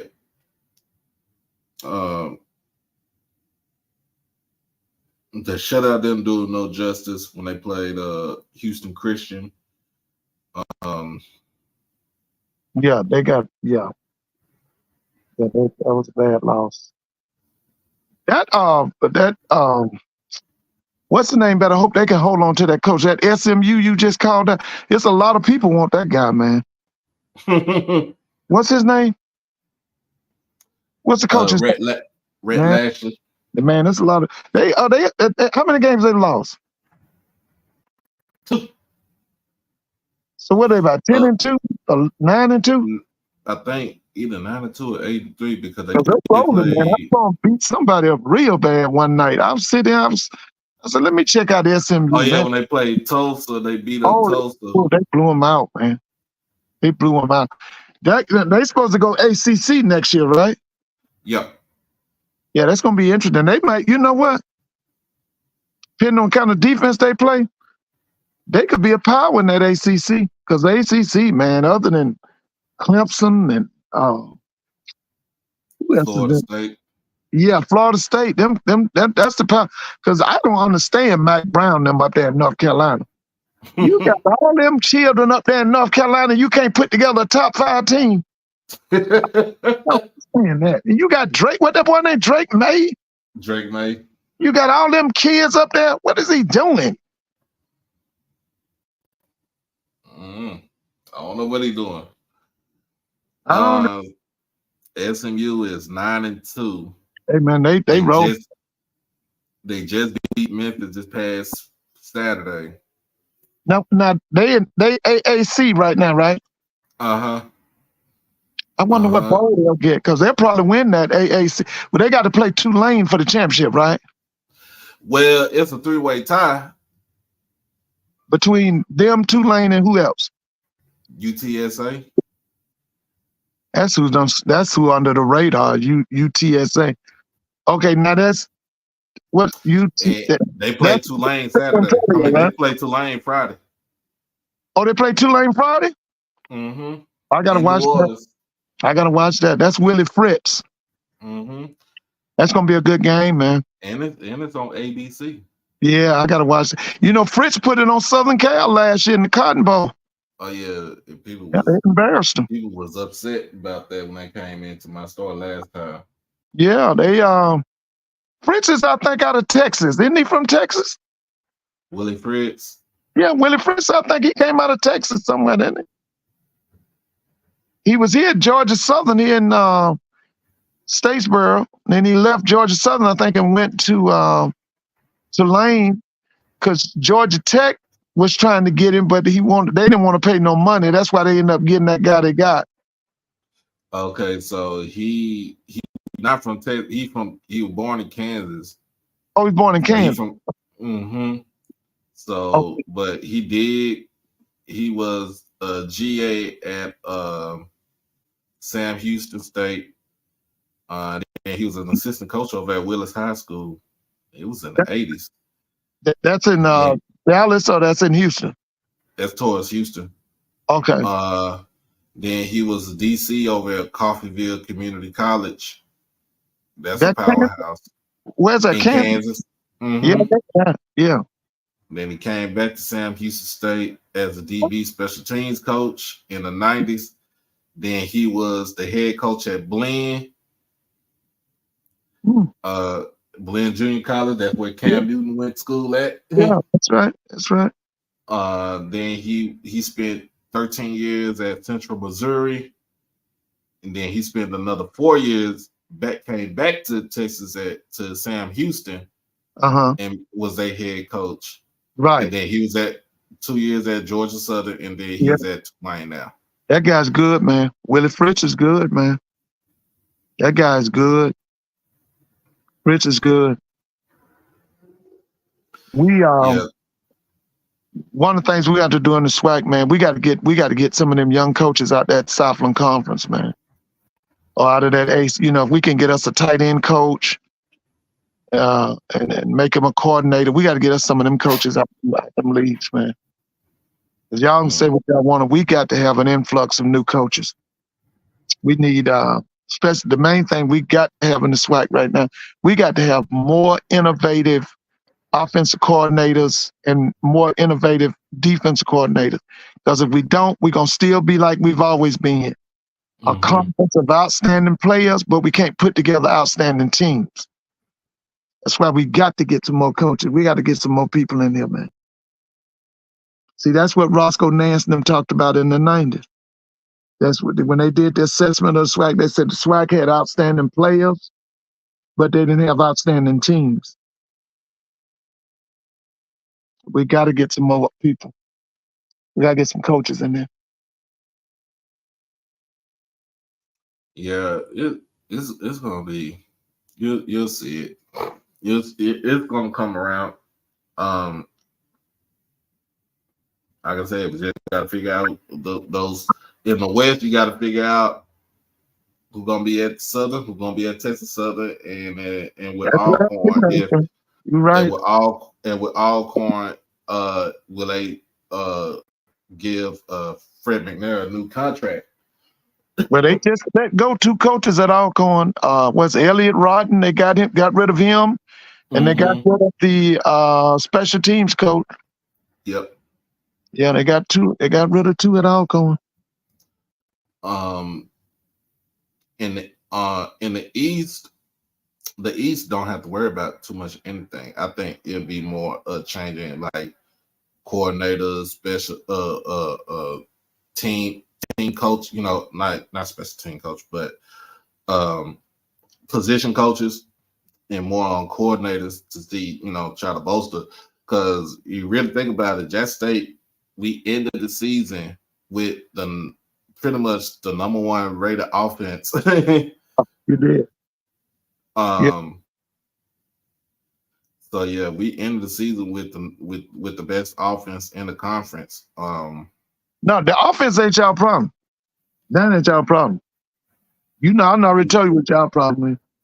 Defense, we was 4th. We was 4th in the conference in defense. Yeah, but you lost your homecoming and you lost the Alcorn in the vet. I ain't saying they got to get rid of Bradley, nothing like that, but I do believe they need a co-defense coordinator and they need a play caller on the defensive side. Yeah. I think they need a play caller. I do. I think what's his name need a defense coordinator. That Maynard.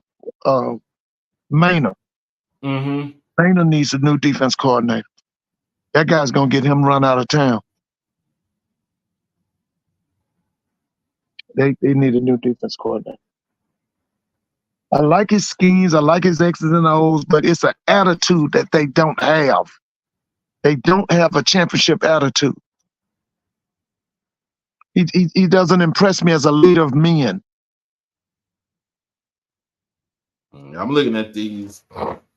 I'm looking at these offensive and defensive, stats for the team. I mean, of course, we got the best passing offense we had the second best passing offense in the SWAC. Yeah, you probably the best offense in HBCU football, didn't you? Total offense, what you won? And HBCU total offense? Yeah. Nah, I had to give that to who was it? Was it Sam? Yeah, it got to be FAMU, and then right behind them was Central. Oh, okay. I thought it was y'all. I thought it was Jackson. Defensive wise, the passing defense, we was 3rd in the conference. Like we got beat on 3 pass plays where either A, the safety didn't come up on top, or B, they was in the wrong position as far as being a cornerback, or C, they got burnt off the line. Our defense was straight. The defense was straight. Our offensive efficiency was straight. My thing is special teams was an Achilles heel for us, and penalties. Yeah. It's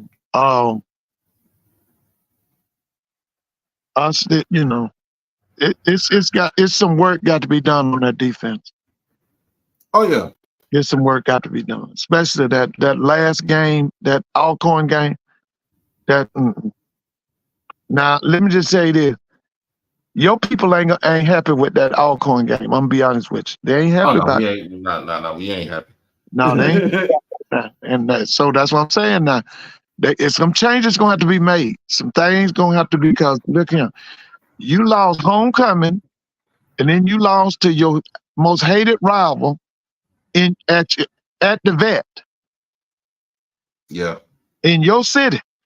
Yeah, some things gonna have to change, man. There's going to be some changes. I ain't saying Bradley got to go nowhere. I ain't saying that, but I'm gonna tell you right now, it's gonna be some changes. But with Bradley, with the defense, like I said, you seen some of the mistakes that we made with the defense early in the season, but when you break it down and you look at from the beginning to the middle to the end, um it was basically, to me, it was basically night and day, where we was missing tackles, you know, uh we was get beat up front. um then you turn around and you seen a like we took a different approach in the middle of the season, and then you saw it towards the end. um even though we got thrashed for 3 touchdowns in the air, we still held one of the best running backs in HBCU football to 70 yards on the ground. Yeah. You know, there's something that we really can't,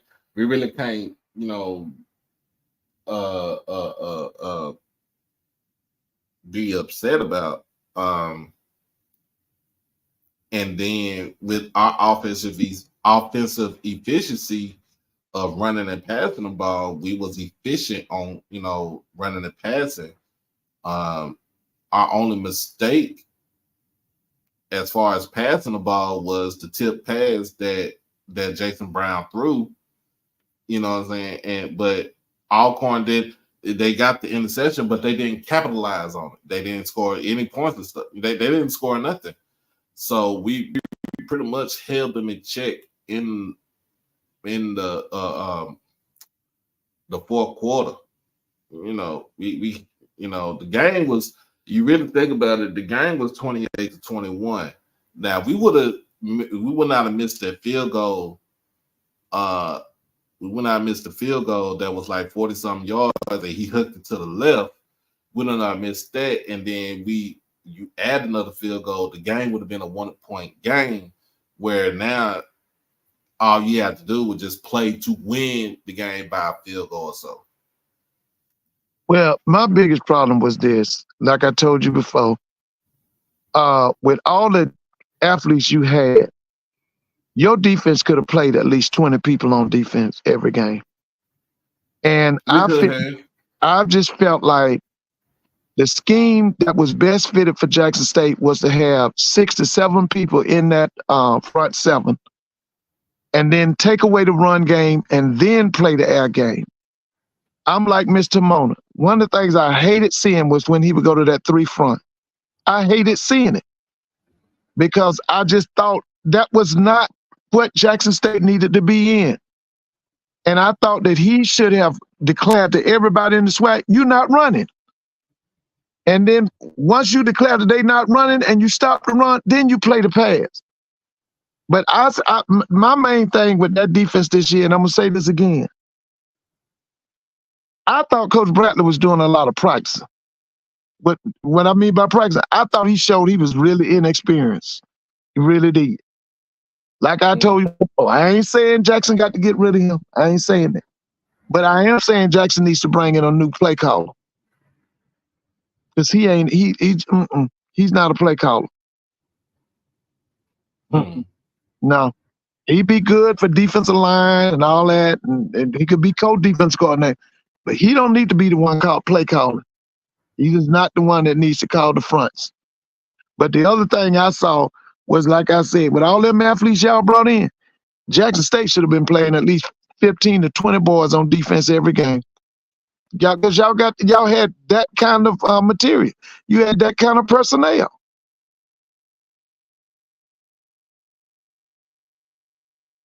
Yeah, that's true.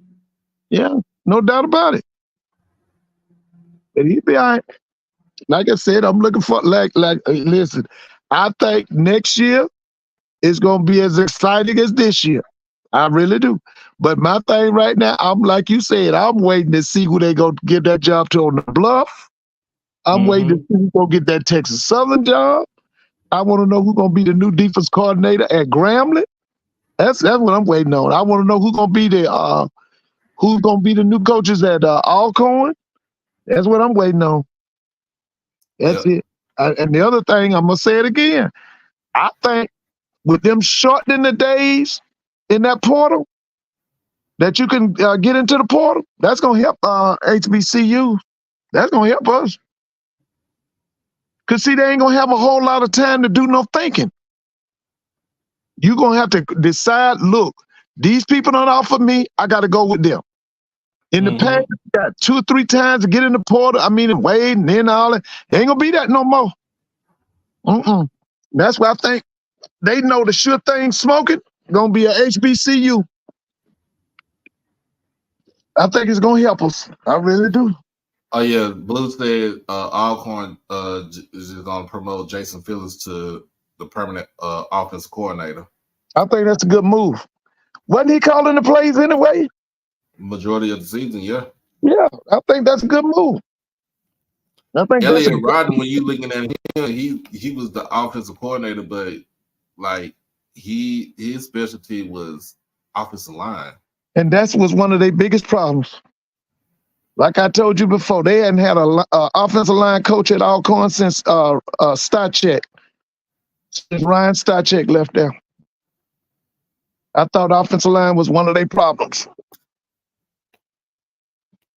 Yep.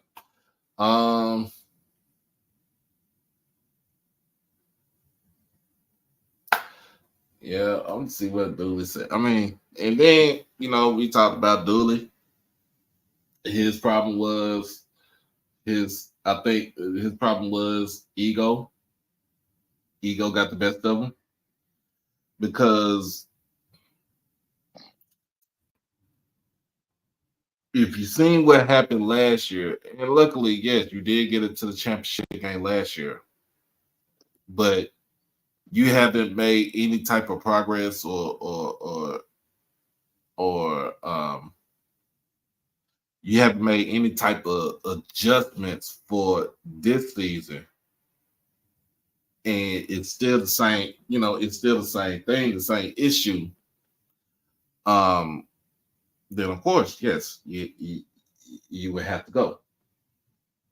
Yeah, that team last year at Southern had not this past season, but the team he had with what you call that boy McCray? What you call him? Bashawn?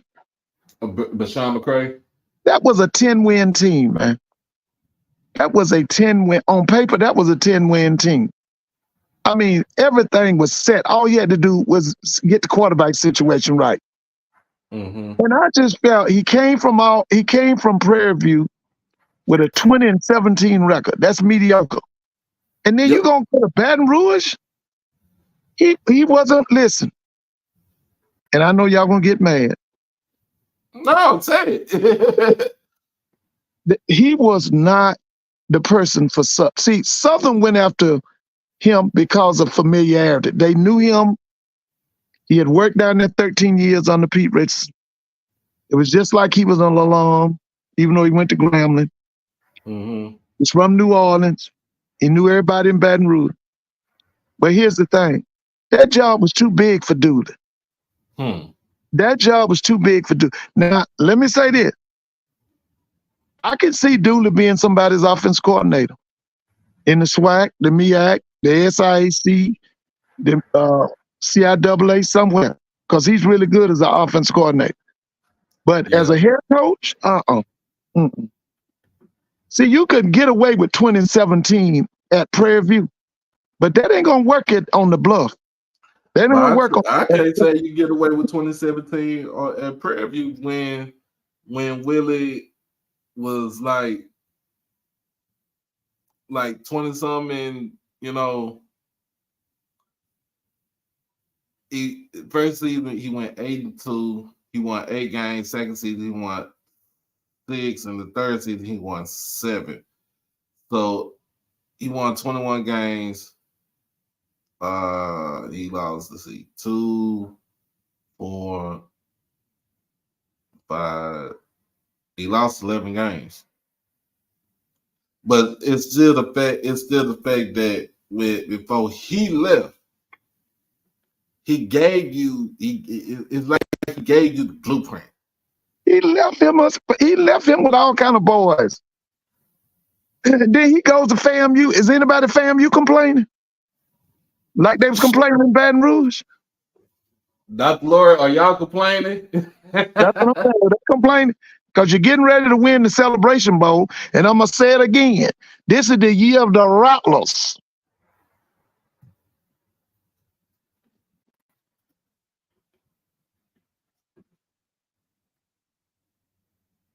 She said no. I know that's right. She said no. I'm just saying. Willie came in. Willie came in the preview. He took over for like he literally took over for Henry Frazier. Yeah. Um, A Heisman Norma.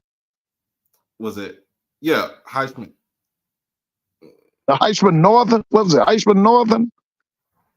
Because Heisman went to Southern. He had a brother named Gabe. His brother went to LSU. Gabe Norton was his brother. Yeah, he went to LSU, I think. Went to the Buffalo Bills or somebody.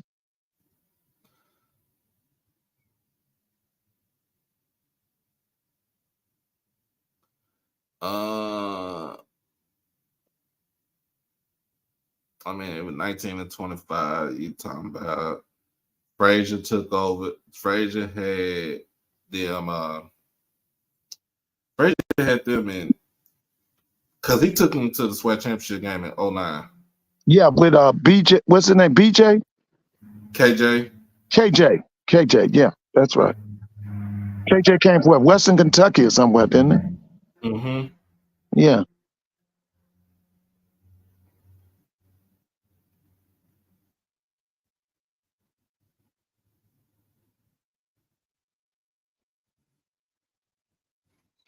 Ask Miss Yeah. Lori, they don't pack out brag for that championship game. It's gonna be a sellout. Ask Miss Lori about that. Dr. Lori, ask us if it's gonna be a sellout. Because it need to be a sellout. Yeah, got Dr. Cavell up in here too. Ask him who Dr. Cavell, who y'all gonna hire at Texas Southern now? Don't come giving us no political answer. Who you gonna hire at Texas Southern? We don't want to hear no political answer. Put some names. So Henry Frazier took over Prairie in 04. Right. He went 3-8 in 2004, 5-6 in 05, 3-7 in 2006, 7-3 in 2007, 9-1 in 2008, 9-1 again in 2009, and 7-4 in 2010. And then he left for Central, didn't he? Yeah, left for Central, and then they had the issue. It was a domestic dispute, and then Yeah, he lost his job. Yeah, that's right. I remember that. Yeah, and then he went on to Virginia State. Yeah, that's right. He went to Virginia State because he has a doctorate too. I think Yeah. he's a Dr. Frazier. Yeah, he's at Virginia State. What did Dr. Cavell say?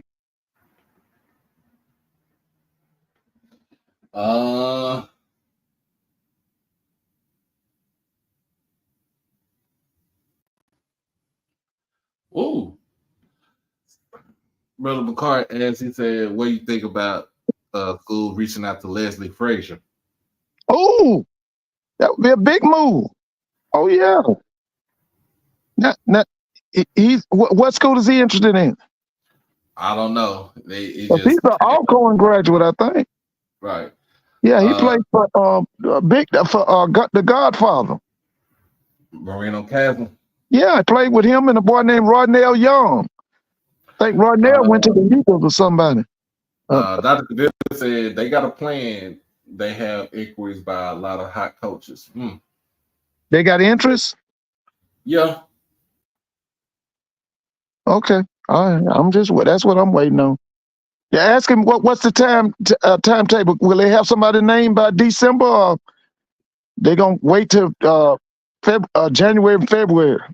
I won't wait till February. Ask him when he think they're gonna have somebody named.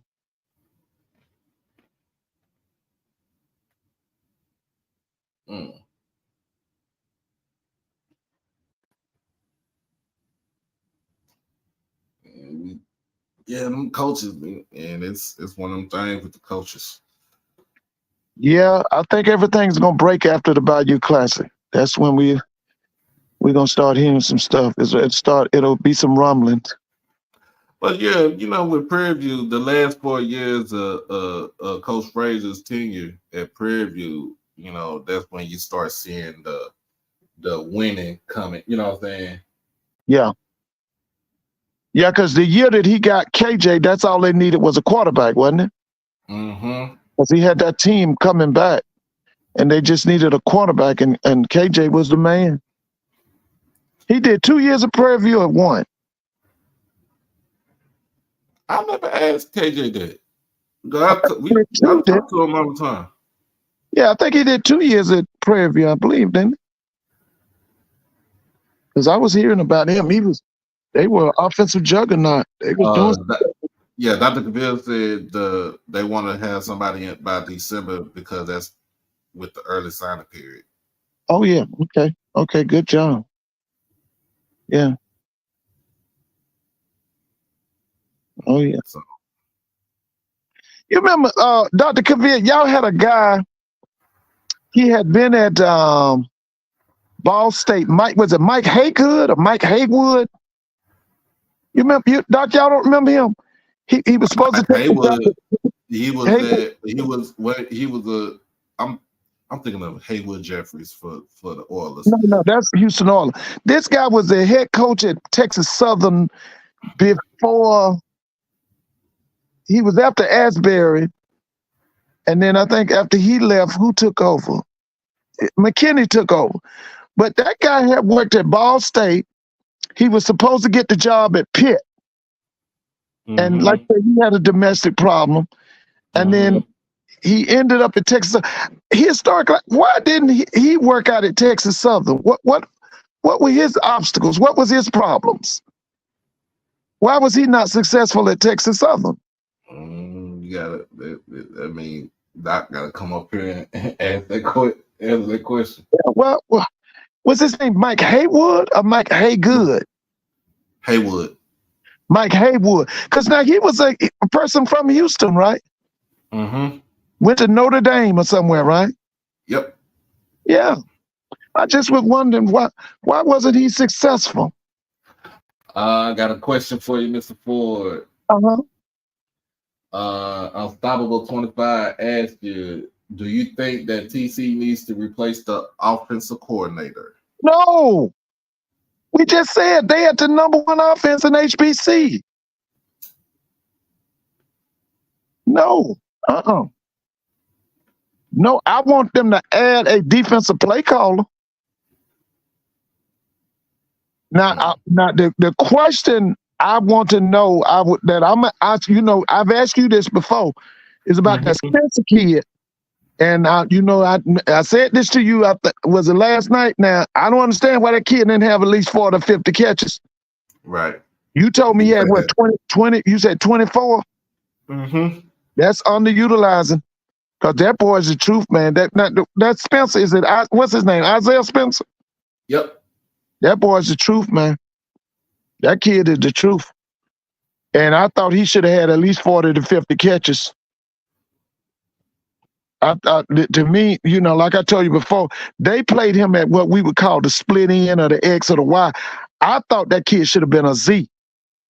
He should have been like an Andre Rison type, You throw to him all over the field. The short route, the intermediate, the deep, whatever. He can do it all. And I thought that, in that Alcorn game this week, that kid showed me something.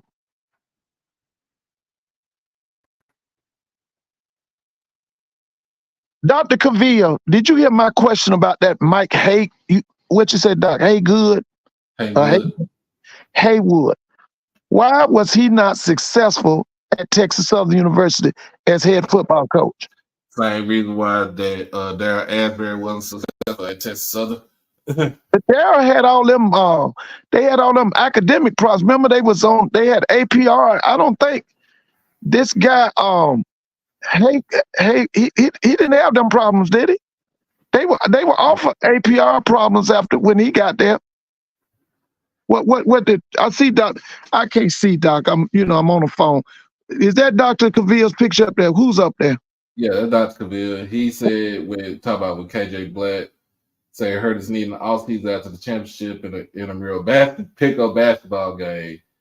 KJ Black never beat Texas Southern, although PD won both games. Okay.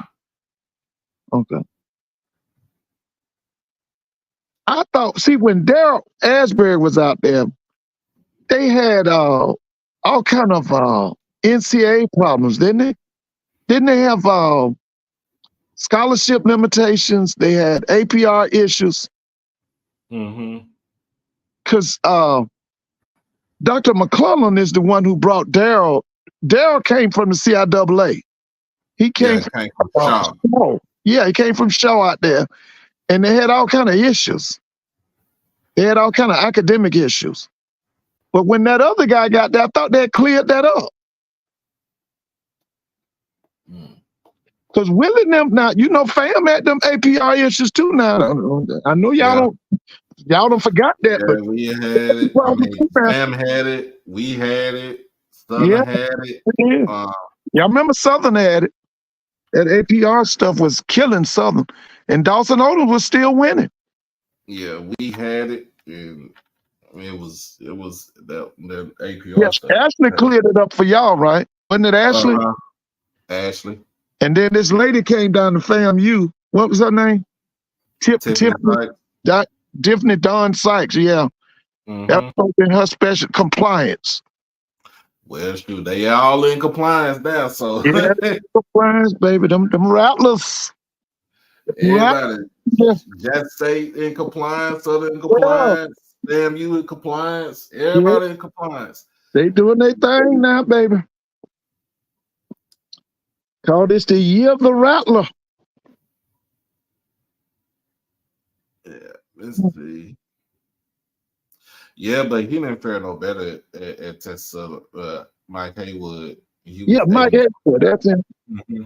He was 8-25 at Texas Southern. So it was still fine. He did 3 or 4 years. How many years did he did? 3 years. 3 years. Okay. Yeah. Yeah.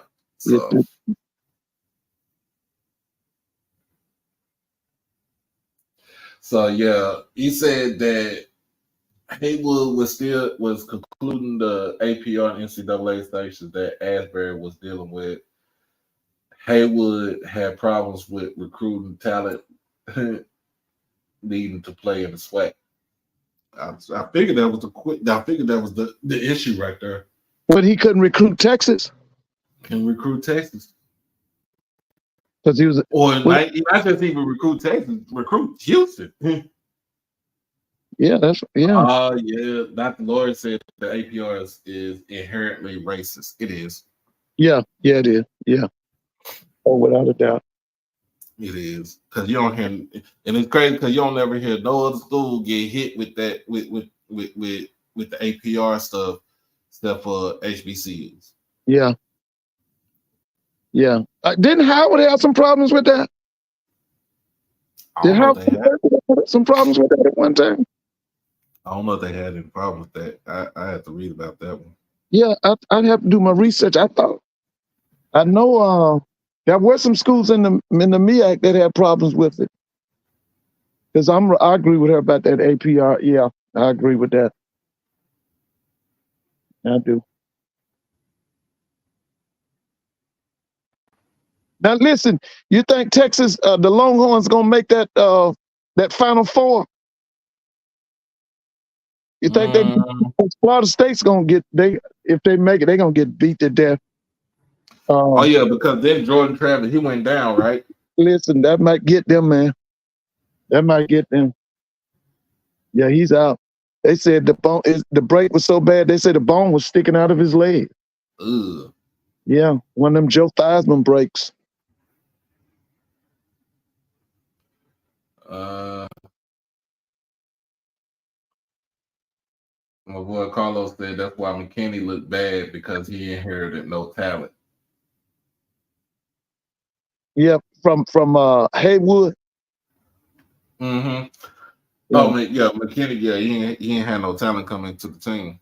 Yeah, he went out and got all them high school boys, didn't he? Mm-hmm. This was supposed to be the third year for them. Next year would have been the final year, I think.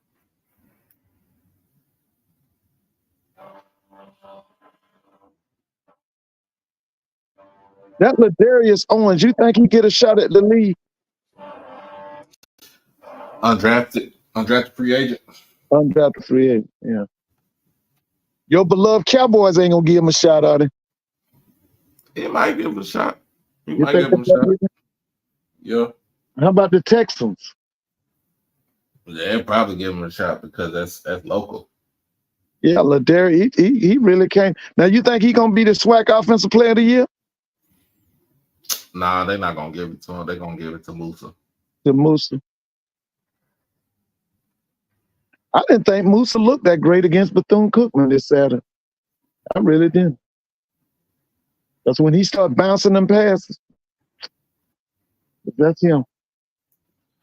Yeah, Coach McKinney had 5 years, including the COVID year, to get the talent to come in. If you couldn't get the talent to come in, I mean, his biggest signing was Andrew Body.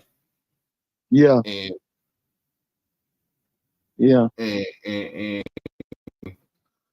them 3 years ago, I mean, it just, to me, I think it's just like I said yesterday. Like with Texas Southern, your first thing is to recruit Houston. Right. Is to recruit Houston, HISD, recruit the area, Pearland, Sugarland, Missouri City, Humble, Deer Park, Conroe, Baytown, Channelview, even go out with the boy that's that boy that's the quarterback for the Eagles. Isn't that his hometown? Mm-hmm. That's where he's from. Or even Galveston. Right, Galveston. Oh yeah. How do you feel about your idea that Texas Southern need a high school coach? Ask him how you feel about that. Hey, Dr. Cavill, you want to come on for a second? Yeah, you got a question for you.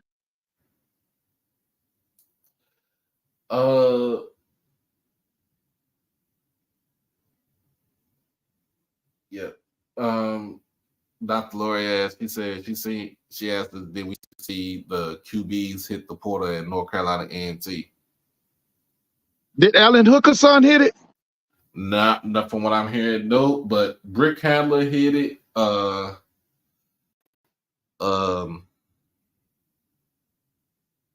What's the other guy? Yeager, he hit the portal. It's like I'm gonna be honest with you, it's like a mass exodus. Shoot, tell them to come on to the SWAC. We got a spot for him. In Atlanta, in the offensive and defensive lineman, linebackers, we'll take them.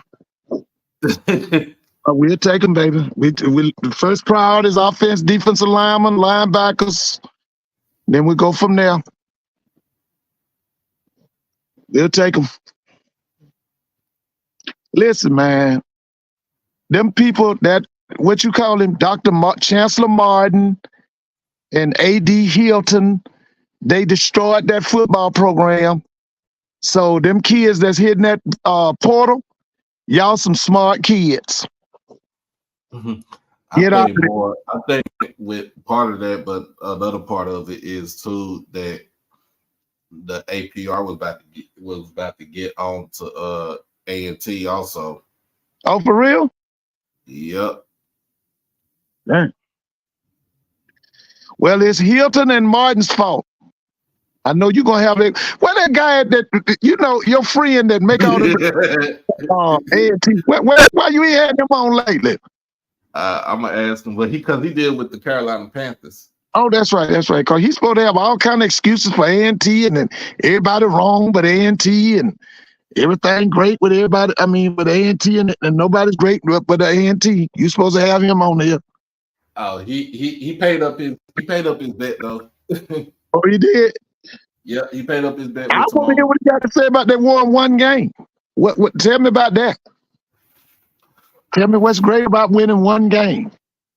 Mm. Well, from what he tell us, it might be a while before they get back to their winning ways again.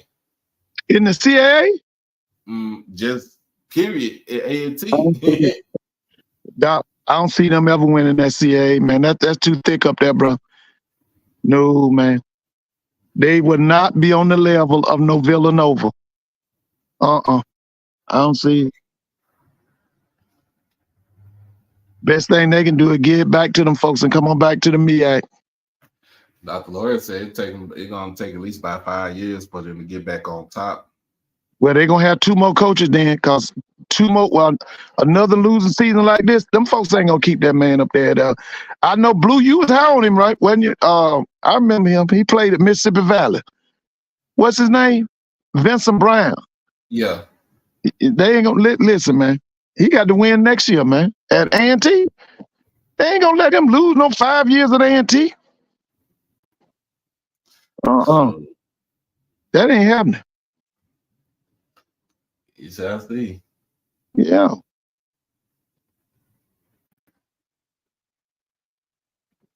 They thought they was in greener pastures. yeah. Listen, I thought about that. You know, when Dion said it was no crime in Boulder. Now, all I read now is something happening in Boulder and Denver. Oh, let's talk about that, because he said so. I'm trying to figure out what was the thing that Dion said. He just said it to. I don't know if it was today, but he said something about a kid not being committed to the school. Yeah. He shouldn't go to no other school, and he should stay committed to the school that he commit to. And I'm thinking like, sir, you in the big leagues now. When you come down to it, you in the big leagues. Let me ask Dr. coming up.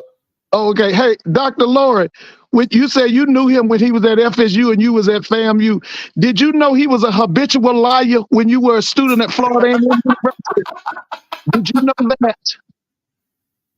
That's what I'd like to know. Did you know that he was a habitual liar?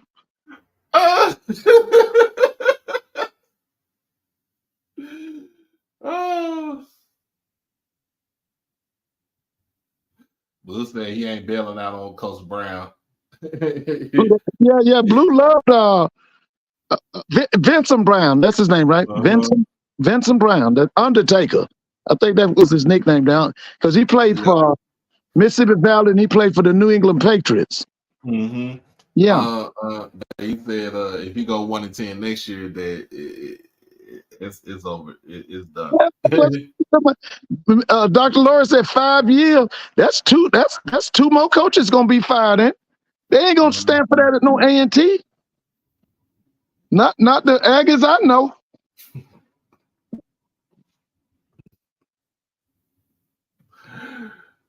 Israel, put that on a shirt.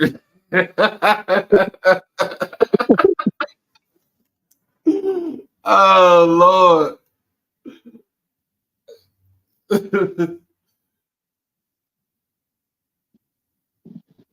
Yeah, they called him back in the day Neon Dion, but he ain't even like that nickname. No. But I didn't, but I'm just saying, my whole thing is, if the kid wants to decommit from the school, because if he don't believe that you be there past this season or next season, then why he needs to be committed to the school? Why he need to be tied down to the school when if you're not gonna be there, and he got to go through.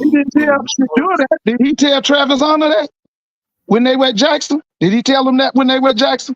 Stay committed to the school.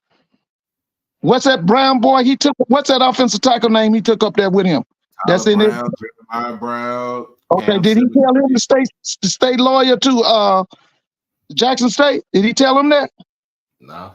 That's why I say I asked Dr. Laura, did she know when she was a student at Florida A&M that he was a habitual liar?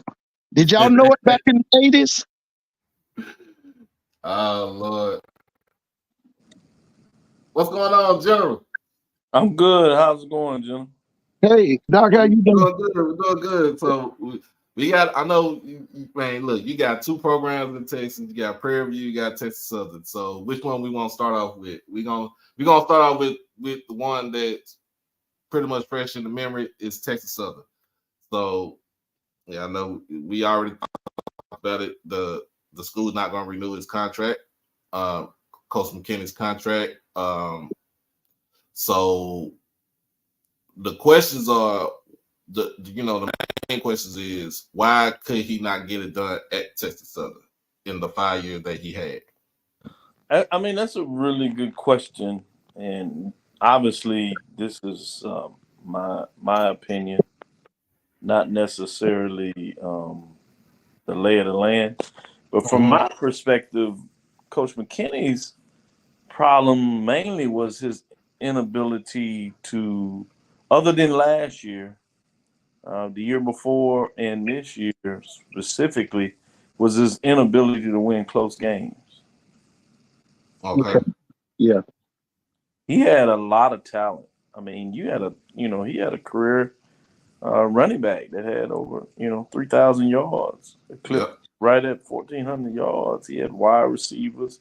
He had a quarterback that most people thought was one of the better ones in the league, and he got a really bad, tough break last year when he got hurt in the fourth quarter of that game. If he didn't get hurt, they actually win that game, and they're playing for, after Prairie View loses to Valley, they're playing for a championship against Jackson State last year. Right. And I'm not sure they win that game, but it's probably close, pretty entertaining. Certainly, to me, closer than what Southern provided in that climax of that game, which means they come back with a lot of momentum. Right. And he plays this year. I think they beat Prairie View with Body in that game if he's not hurt. I think he still was hurt. He rushed back. And I think he got, re-injured himself in that game, which is part of the reason that they came back in that game. I think he beats Grambling. Yeah. He certainly beats Southern.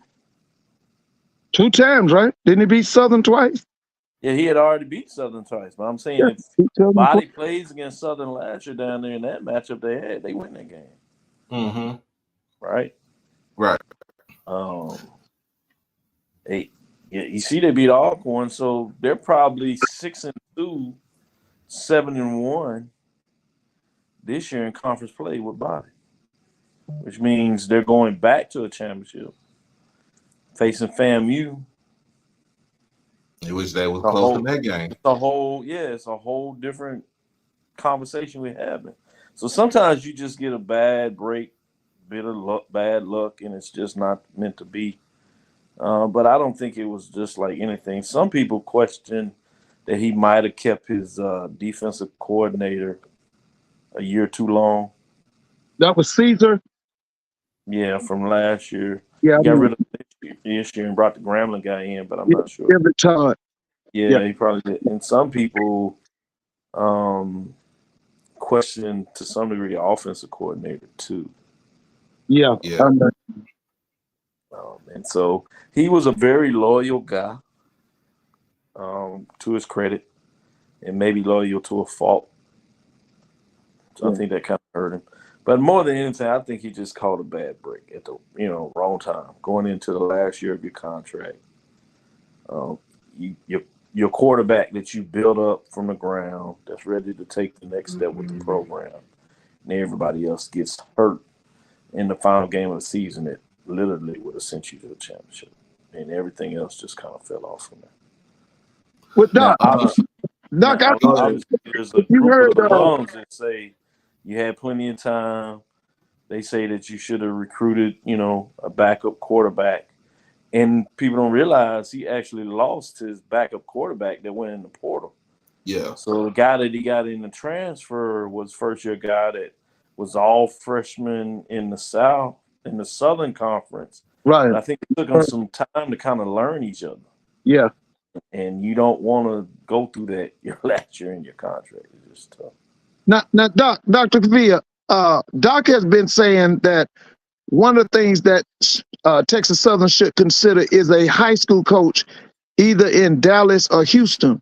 What's your thoughts on that? I can see where Doc is going with that, and I certainly understand. There's some quality coaches in high school that would do a lot with recruiting.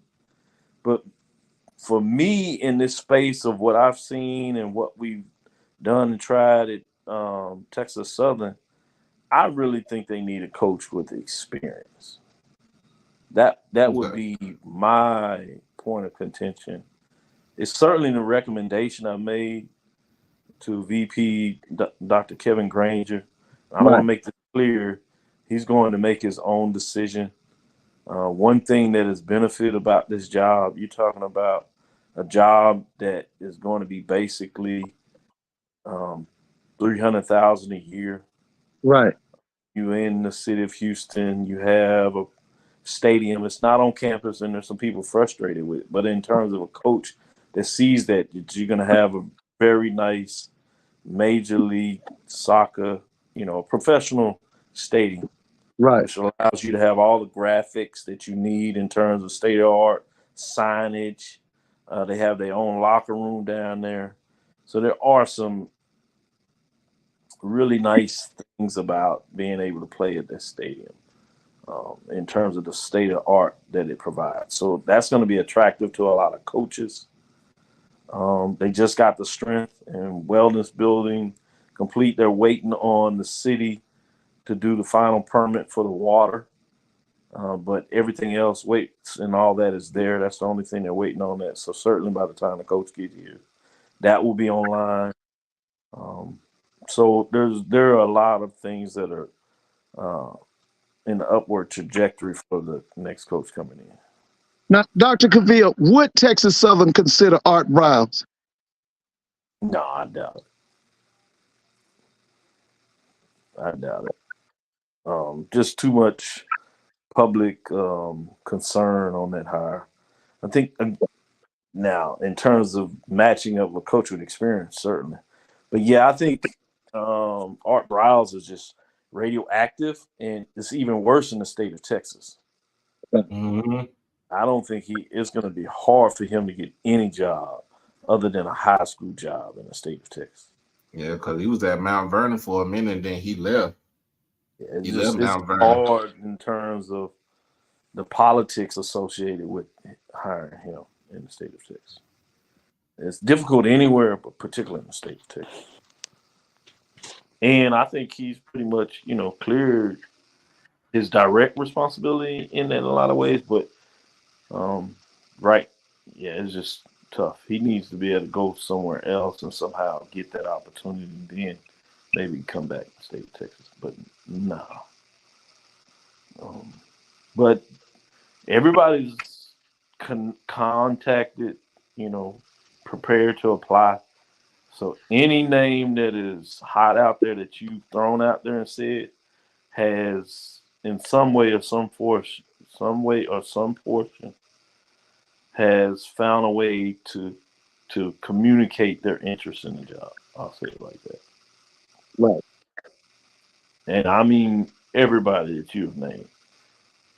You also have the quote unquote flashy hires, professional players. Several have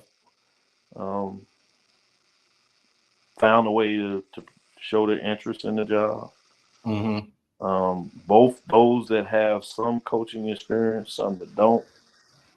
Quality P5 position coordinator coaches. All of the, I literally, when I say all the names that we have mentioned, have provided some way of showing or stating their interest, either directly or indirectly. So Texas Southern is in a great position. They will have their choice. Okay. HBCU coaches that are hot, D2 level, assistant coaches, literally all those coaches, none of them are off the table. They have shown interest. All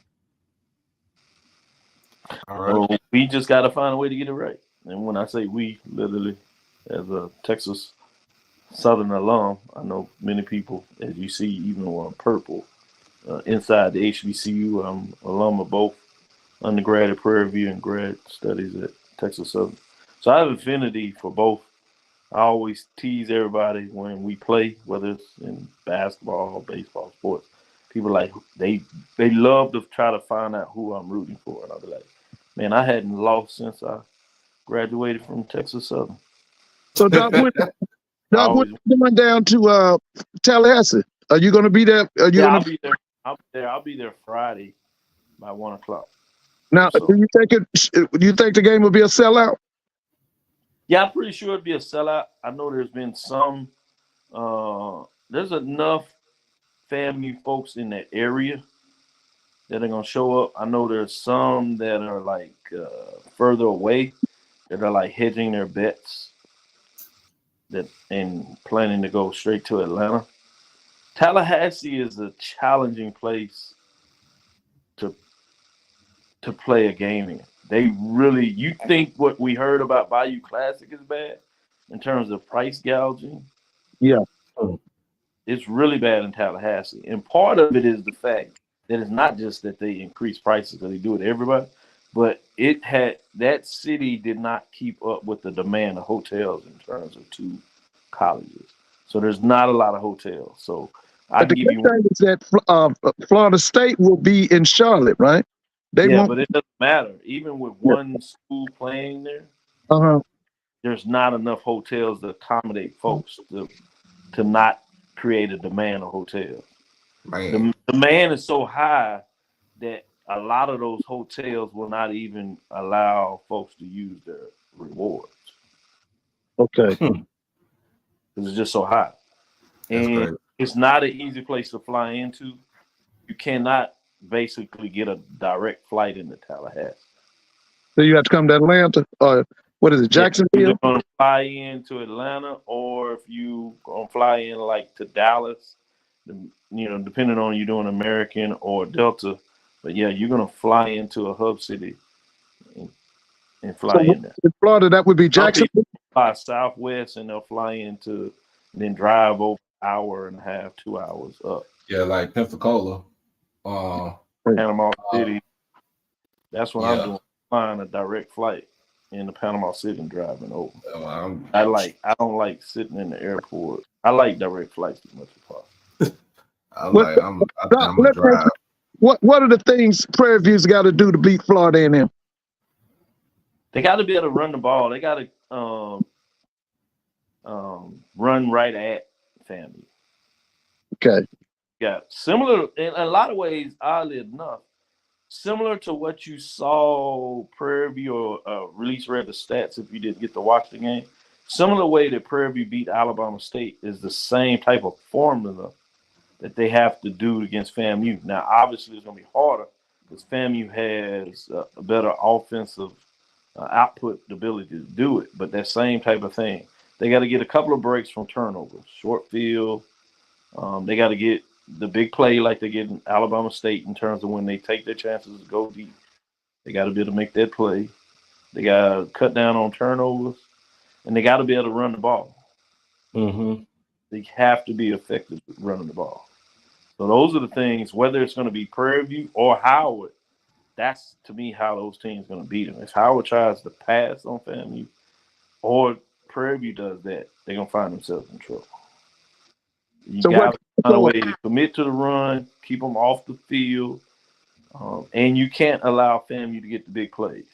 One thing they did until that last drive from Alabama State when they scored their first points when Prairie View was up 21-0, they had forced Alabama State to matriculate the ball down the field, which they pretty much did, but then they tightened up in the red zone, and they pretty much turned Alabama State down.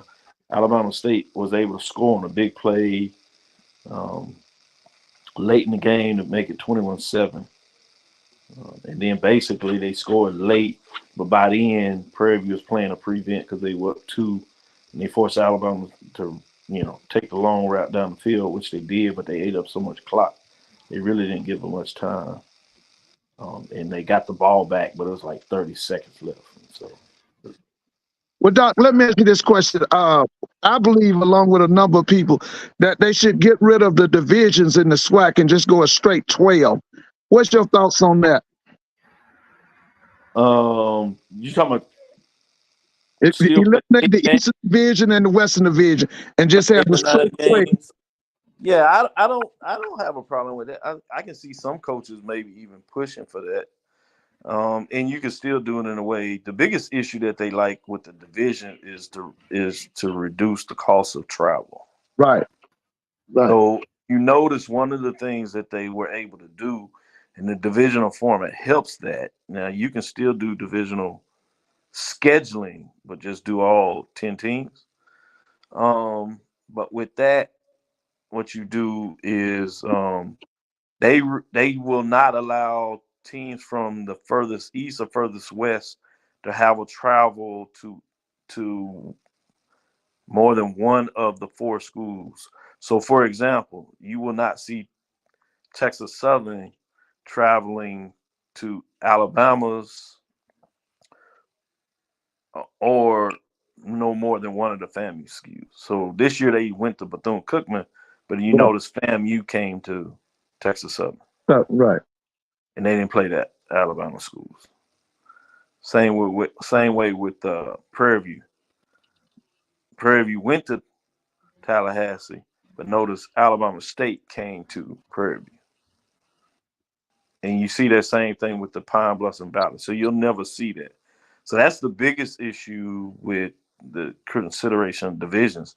One thing that I think that I've learned in terms of marketing excitement is that there's values that the schools are having in winning division championships. And so that's a reward to the kids. So that's something that you want to think about too. Although I understand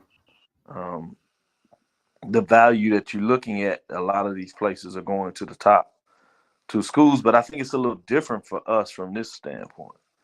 Regardless, we're only getting 1 team into the bowl game. Mm-hmm. Right? The other conferences, the Power Fives, are doing it because it gives them, especially as they're going to this playoff, it's going to give more teams the opportunity to have quality wins, quality matchups to go to the expanded playoffs. That's not a real benefit for us. So in other words, in a sense, kind of you just wanting the best matchup for the championship game, which I can't argue. You know, there is some value to that, but I think there are a lot of other things that go away if you do that as well. Well, Doc, let me ask you this: if there's one thing in the SWAC that you would like to see corrected, what would that be? Or what one thing that you would like to see instituted or changed in the SWAC? Yeah, I don't know if there's man, I need to think about that. I might have to get back to you. But one thing that I would like to see us do is not necessarily correct it. Be a little more aggressive on conference expansion. Okay. I think, particularly if we can find a way to do it before this next contract is up with ESPN. Okay. Whether we stay with ESPN or go to somebody else, I think being able to expand the conference with 2 more institutions could really leverage what we would ask for in the next conference deal. So are you interested in Tennessee State, South Carolina State? What schools would you look at? Are you interested? You've heard me talk about this. I certainly like the idea of Tennessee State. I think that's a no-brainer. I still think there's some problems with Tennessee State. It shouldn't be, as we understand that Tennessee State is just perfect. They don't have baseball, so that's the issue. Right, they don't. Because it's heavily in baseball. If they're committing to get baseball, I think that's one thing. It'll be interesting now that you get a new president, but the previous president really didn't have an interest in joining the SWAC, which was a byproduct then that pushed down to the athletic director. Right. I think the athletic director, while he has appreciation for trying to get non-conference matchups with HBCUs. He had some very derogatory terms about the SWAC that I think really put a bad taste in the leadership of the SWAC. So I think they find a way to get over it, whatever. But that is something that is important to understand, that is part of the conversation there. And since Tennessee State has been in the conference, they have a lot of fans that would love to be in the SWAC, but they have really alienated those fans. I think you see it in the attendance. Yes. That coach was speaking of earlier this year. But the problem with that is that there's a smaller group that likes the independents and doesn't think highly of the SWAC, but they are still active and the most boisterous, if that makes sense. They're a smaller group, but they're very boisterous. So there's some major issues with Tennessee State, but I do think that's the first outlier. First, it takes you a geographic contiguous state outside of what we currently have, which is important when you're looking at television dollars and household income. The next one is probably a surprise to folks, and I certainly could see some of their apprehension. But everything outside of it says that Clark Atlanta, in terms of getting into the Atlanta market, getting into Georgia, in terms of a place now that continues to grow. Football is second to none in terms of growth in that state, particularly in the Atlanta region. I think it helps in terms of our institutions, in terms of being in an urban area where we would recruit a lot of student population. Right. There's a huge alumni base for not just SWAC, but obviously SIEC and MEAC for that matter. But I think that's a major market. The other thing that I think is important that we don't think about enough in terms of conference expansion is the academic weight of the program. One thing that Tennessee State does give to you is that they are R2 institution, which would push us from 5 of the 12 member institutions having R2 status. With Tennessee State and Clark Atlanta, you have 2 more R2 institutions, which means you go literally half of the conference. 7 of the 14 would be R2 institutions. That really helps in terms of getting revenue from businesses that connect with that. It helps rise the other institutions that are not R2 at this time, because now you can have a consortium of research between these HBCU institutions, which is going to drive dollars and metrics, not just in athletics, but even, and more importantly, in academics, which is important to recruiting students. So that's why I would push maybe a little harder than some. And potentially you got a president now, Dr. French, who's actually did his PhD at Jackson State, Right. along with Wiley College, Dr. Felton, in terms of that program and that executive PhD in higher education. But if you remember, he was at Miles, and he did a lot to invest in athletics at Miles. Right. He's done the same thing at Clark Atlanta. He just hasn't had return dividend. His athletic directors haven't been really good stewards in naming the coaches and paying off. But it's not because they hadn't necessarily tried. And I think if they can get that right, his ability to commit to athletics in the interest of Clark Atlanta would go up significantly. Okay. In terms of attendance at the, we say FAMU comes to the Celebration Bowl, do you think they break the record of that Jackson State has had? Jackson State, I think Doc said they went 48. Ooh, now that's a great question. Do you think Florida A&M passes that if they come to the Celebration Bowl? I think it'd be pretty close. Great point. I think it'd be pretty close. I think the rivalry, the old rivalry between Howard and FAMU Right. would do a lot with that. I think the momentum of the bowl game itself is starting to grow with not just the fans that are participating in the game, but Right. you're also seeing a lot of folks that now are putting this as their annual event. Some people are doing it more in terms of bucket lists. So I think putting that all together, you have a great question and make a great point that this certainly um, could be the most attended game. Yeah, I'm gonna we see how that goes. But like I said, you can't look past the conference championship game just yet because That's that true. game still got to be played. I think people. This is one of those almost trap games if you're not quick. Question, because I think everybody is penciling FAMU in there. I will say this: that Jackson State, in the interest of Jackson State, is certainly going to be a momentum and hard to beat. But the game that assuredly would have broken the record is if Central would have closed out on the deal. Because you would have had, at that point, you would have had two top 10 FCS programs. Right. Basically, teams that were 1 and 2 the whole year. And the climax of what that would have put, Mm-hmm. I think that would have did it for sure. So it was not to be, and that's why you play the game. That's Yeah. what fans are going down to Tallahassee. See and support. But yeah, that's why I say you can't overlook the game yet. You can't look past what you got in front of you right. Coming up next week.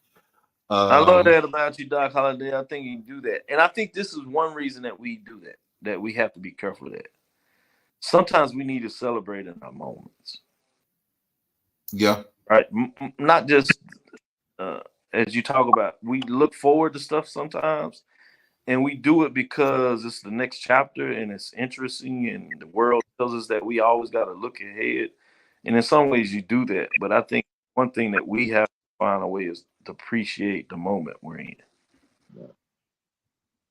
Yeah. I just know this. I just know this for sure. The SWAC got to get a win in this dang on bowl game. I'm tired of the media. We can all agree on that. I don't care who it is. Tired of them folks from the MEAC talking all the doors. Man, I'm tired of coming back over here, coming up that Sunday morning looking crazy. Yeah. Well, Dr. Bill, let me ask this question now. Is this a one and done thing by Prairie View, or do you think Prairie View is going to be a perennial power now, here on out in the SWAC? That's a really good question. I think it's going to be a challenge for Prairie View. I think I'm hearing that there's some really good quarterback recruits coming in, but I think that's going to be the main impetus. You're losing a lot of, not a lot, but significant senior players. Right. Mm-hmm. Running backs, quarterback, obviously. So that's going to be a major challenge. Texas Southern is going to be better next year, no matter who they get, you would imagine. They get the right coach. I think they're going to keep kids out of the transfer portal. I think the timeline they have to make the hire helps with that. And so it's going to be tough. But, if you can get in there and have a good showing, that continues to open up recruiting grounds in Prairie View. Prairie View has talent. It's just leveraging that talent. I think one thing about Prairie View has to find a way is to your point, is consistency. If Prairie View can get consistent, you can get the fans back involved. Yeah. Prairie View's problem is the lack of consistency. And fans in Texas has so much to do, and they've been spoiled with professional and college teams, Power 5, FCS, even high school. If you're not consistent, your average fans will wait until, and Prairie View has become a event-oriented fan base. If you don't show that it's a big event, they're going to wait until you give them a real reason. When I say reason, a winning reason to come check you out, which is unfortunate. Yeah, but you know what, Doc, though? At least it ain't 30 years ago. Oh, yeah, no, you're right. I mean, Prairie View, in every other sport, that's the other thing, Prairie View. Because of the enrollment and the money that they have, Prairie View is in the hunt for the Commissioner Cup They win in just about every other sport Yeah. pretty regularly. So the only one that they need to get the consistency more in is football. But I will say this about the conference. It's going to be interesting and challenging because fans' zeal in requesting, this is not negative. It's a positive thing, but it's a negative output of that. Everybody thinks they should win, and everybody believes that they should win consistently and right away. And this conference literally is 8 deep to 10 deep of teams financially at least trying to win in football. Right. Mm-hmm. Well, you told me yesterday. You told Coach McDowell yesterday. I'm trying to send all the kids out of state. Yeah, I love that, man. Your point was right, though. You were right on it. But I like to get on those calls so they get a little boring, and I'm committed to try to being on the call. So I try to humanize our coaches, right? I mean, they do a lot of work to their credit. I mean, they're paid high, so the criticism comes with the territory. Don't get me wrong. I'm not saying that you shouldn't be in a position, but for me, we only get 2 questions. So I like to make it as interesting as possible. Yeah. Entertaining is part of what we do. So I was like, all right, I got one on Doc. Now I'm gonna get him. So I was like, and I was gonna tell that to the coach, but we went long, which is good because you don't have a lot of questions usually for ballot. So I'm glad to see you on there, brother over there from what's the name of the show? Golden Boot. Golden Boot. There's a time where he was able to get on there pretty often, consistently. So that's significant. And I try to do the MEAC and SWAC. So I get in there early for the MEAC, and you can get most of those coaches. And then I'm toggling back and forth for the last 2 coaches or so in the MEAC and our first 2 coaches on the SWAC. So it gets a little challenging. But I'm like, hey, man, if we're going to do this, we got to try to make it interesting and fun without being unprofessional, if that makes sense. So right. Doc, my final question: how far are we away from a SWAC network? You must be talking about over the air type network. Like the ACC has a network, the SEC has a network. We have the SWAC digital network. But I see what you're saying. You're talking about like SEC or ACC. Yeah. The problem I have understood is that we actually had an offer for a by ESPN through a SWAC network. This was doing the previous commissioners thing. But the problem we had is we really didn't have enough of our archive footage to do it correctly. Okay. Which is a major problem. So the good thing is because of where we come from with the, ESPN deal and now HBCU Go, and how many more contents that we get now, really being helpful because we starting to archive that information. So it's more realistic than it is not, but that's the challenge. We got a Rattler up here. We got Dr. Lori. She's Proud Rattler. Yep. Hey, Dr. Lori. Hey, good evening. All right. Lori. How are y'all? Listen, y'all gonna pack the house for December 2nd, right? Of course. I Of know. course. Go out. Yeah, tickets actually go on sale tomorrow. Okay. But yeah, we're gonna pack it out. It's gonna be a lot of orange and green. I sure hope that Dr. Cavell is correct when he said that PV is gonna show up, because we do need y'all to show up. We don't need that. Does not need to be just all that sea of orange and green. So we do want to see you all in Tallahassee. Well, Doc, he said there's a concern about y'all having hotel space for them. Now you need to ensure that the Prairie View people can get a hotel room. Yeah, well, you can't wait till the last minute for this. Well, you know what? I do know that y'all found out, like at the,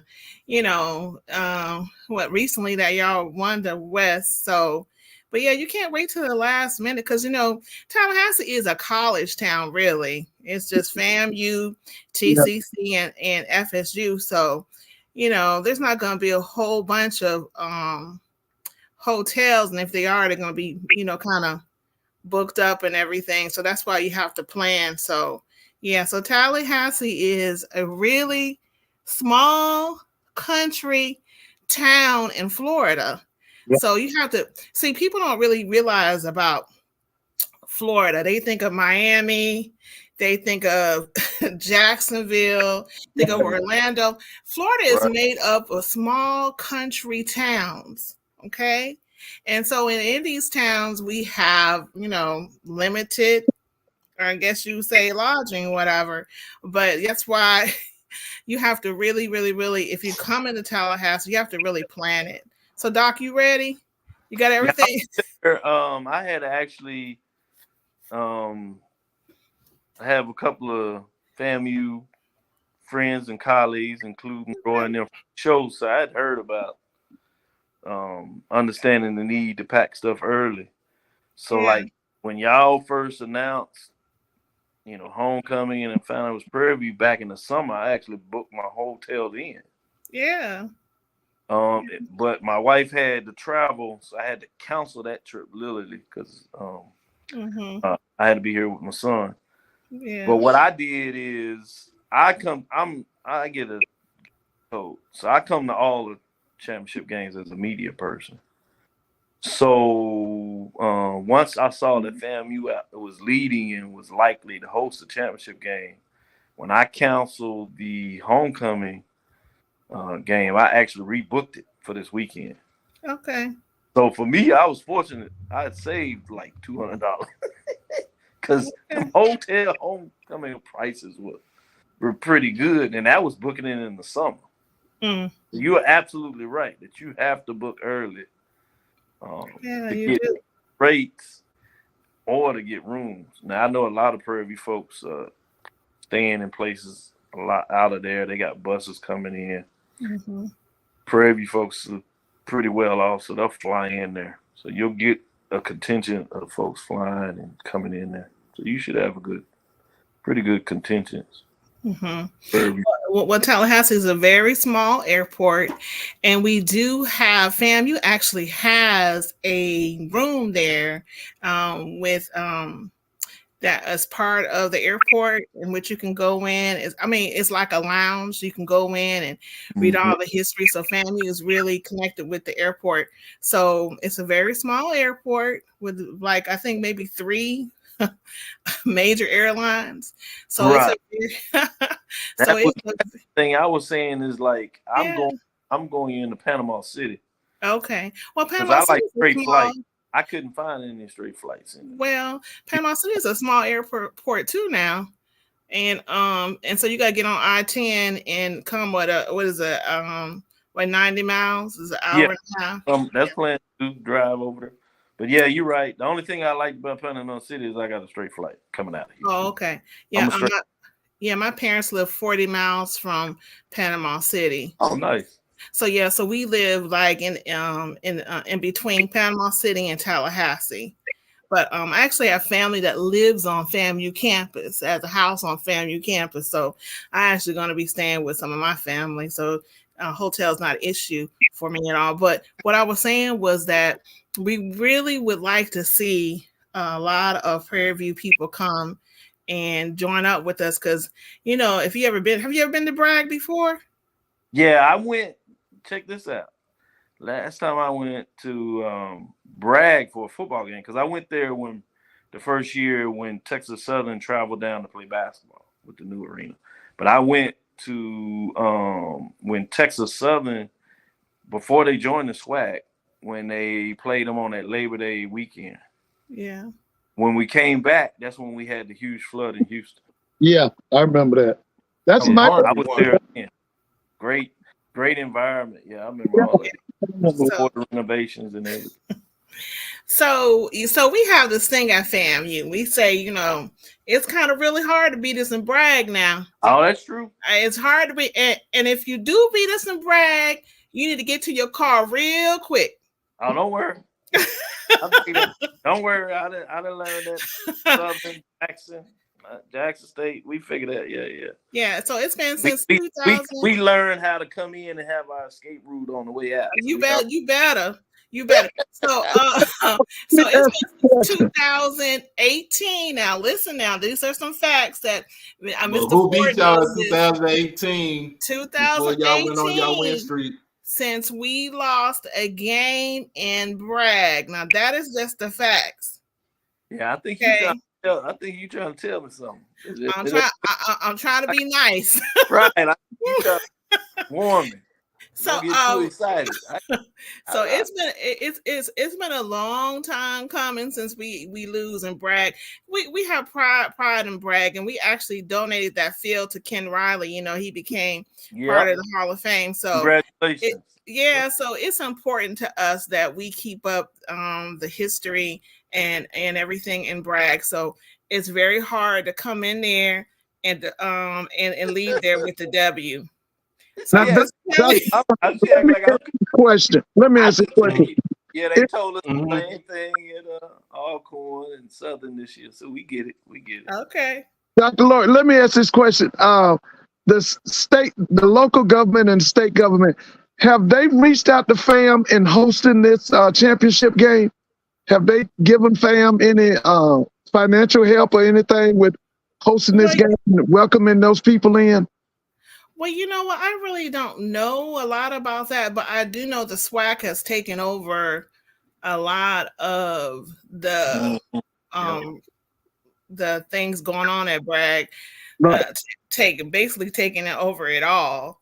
But so I'm not really sure about any other stakeholders. Right. But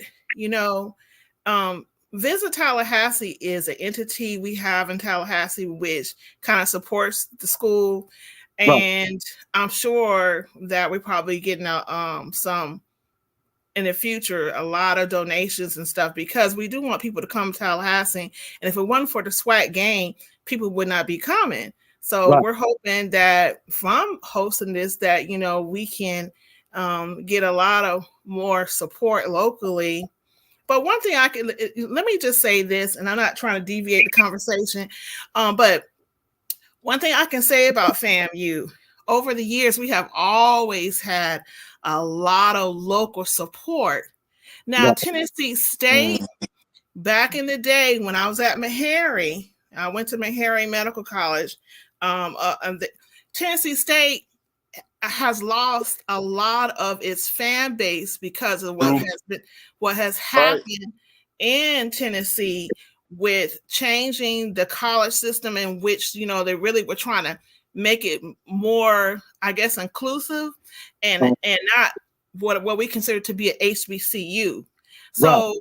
I think that has happened a lot to Tennessee State, is that because FAM used to play them in Atlanta at the 100 Black Men, Right. and it was sold out. So when we want FAMU to get to Atlanta, because we think with Howard we're going to have the same type of activities going to be sold out. So what I'm saying is that really FAMU needs to make it to Atlanta. And Oh, this is the year of the rattler. This is the See, y'all Yeah. moving ahead of yourselves now. the rattler. Yes, the year. But I was asking Doc Holliday, you got everything together? You ready? Yeah, we just me and the missus, we gonna try to see as far as working. I know my mom is gonna ride with me, and Trayvon's grandmother. Like I said, Trayvon's grandmother and my mom are best friends. They went to high school together. Okay. She was gonna try to ride down with us too. So Okay. we just try to figure out, and I know I got to get with Dr. Strong as far as with we looking at the car and stuff. So we still try to get. I'm still try to get the money as far as getting there. To get for gas and food. Pretty much that's it.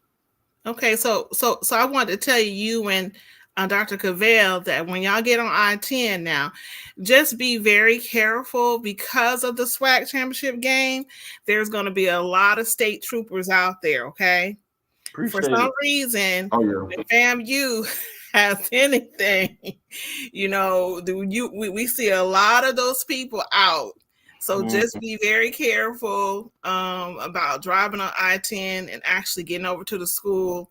Just be careful because you're going to see a lot of presence of state troopers, everything, because our homecoming was off the chain. It was so many people, and we had a lot of police enforcement out there. So I just want to tell y'all to be cautious and be careful. Okay.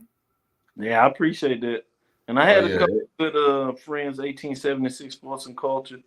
They made it out there, and they alluded to that coming in, but they said they had a great time at homecoming. That they were treated royally well. Yeah. Other than the final score of the game. Yeah. Yeah. After I guess halftime, I actually, because I'm a shopper, so I went shopping. I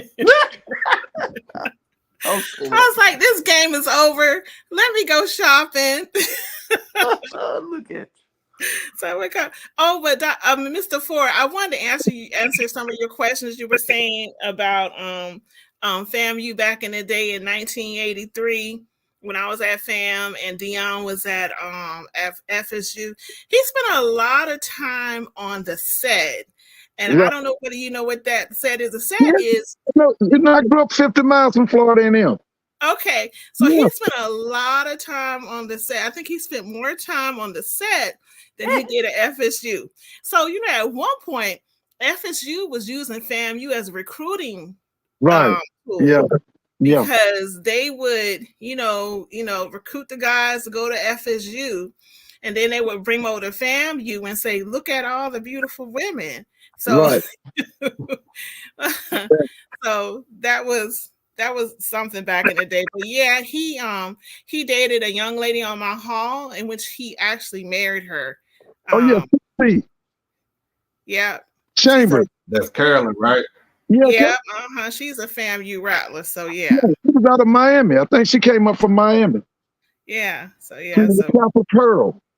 Yeah. So Dion was always on campus. Yeah. Hey, Doc Holliday, how you doing? What's going on, Doc?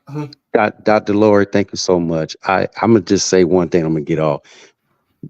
Jeremiah's in the chat. Let me just get the brother straight.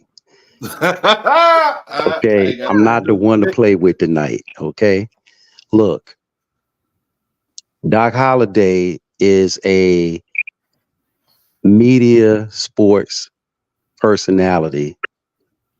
He is attending the SWAC championship as a media personnel, not as a Jackson State person.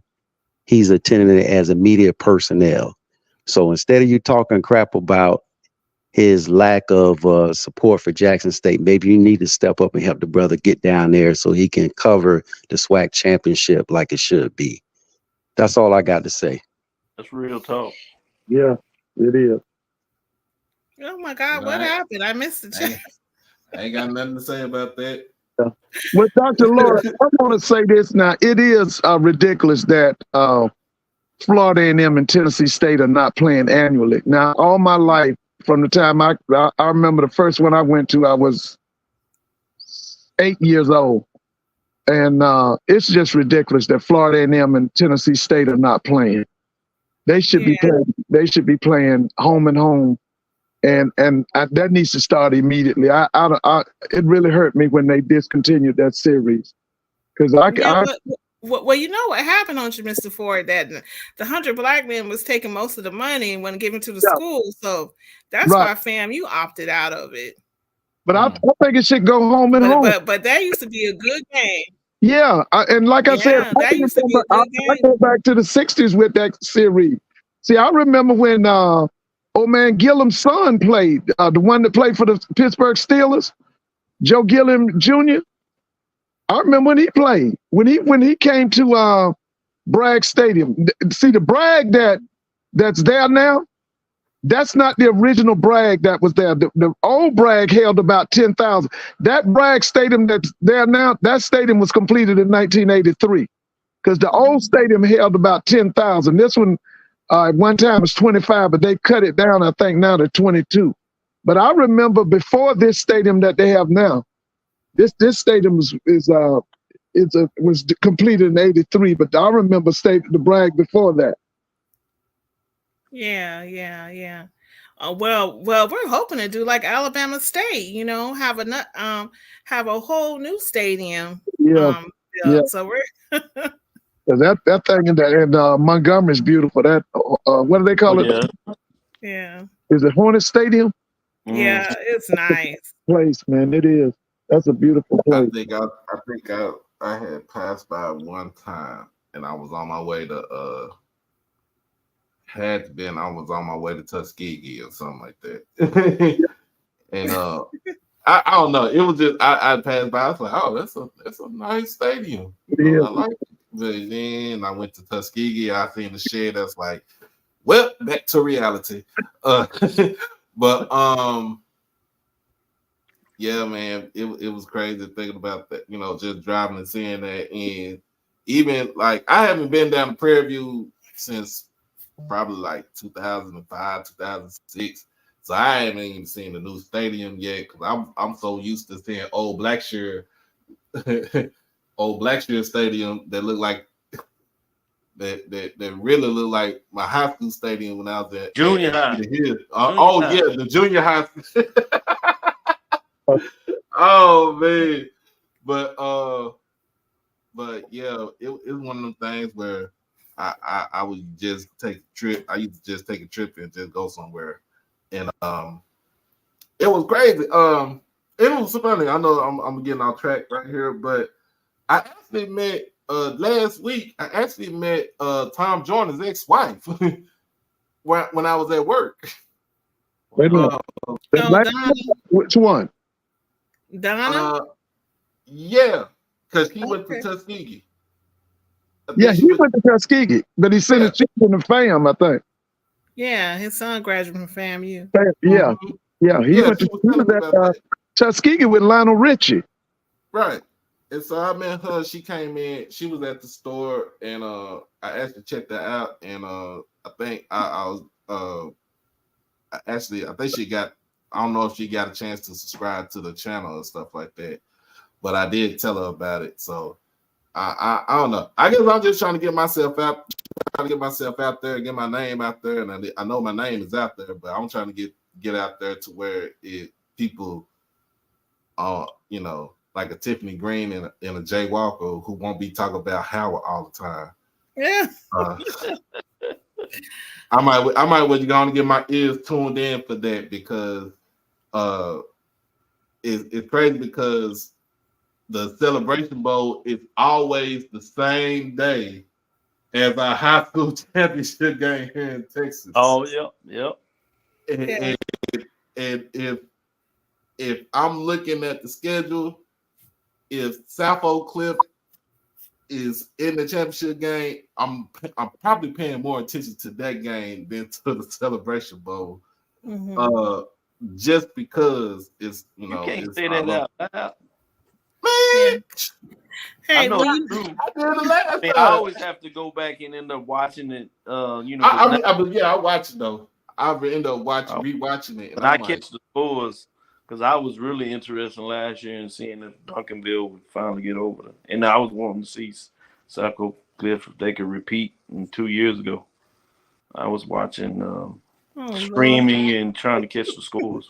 Well, I had, but you know what though? It was crazy because I had watched it on the phone, and I watching the high school game on my phone. I'm watching the Celebration Bowl on my TV. So I was watching both at the same time. And the one we would play South Carolina State.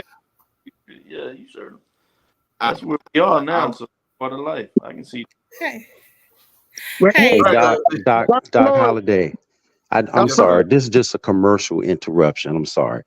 I'm pointing again at, since I'm gonna be real. I guess I wasn't clear enough, Brother Jeremiah. I'm talking to you only. Just let's get one thing straight. There may be a lot of doctors on this show, but you got to be respectful.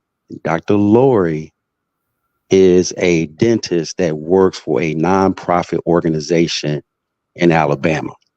She does a lot of good work for people with not all the means.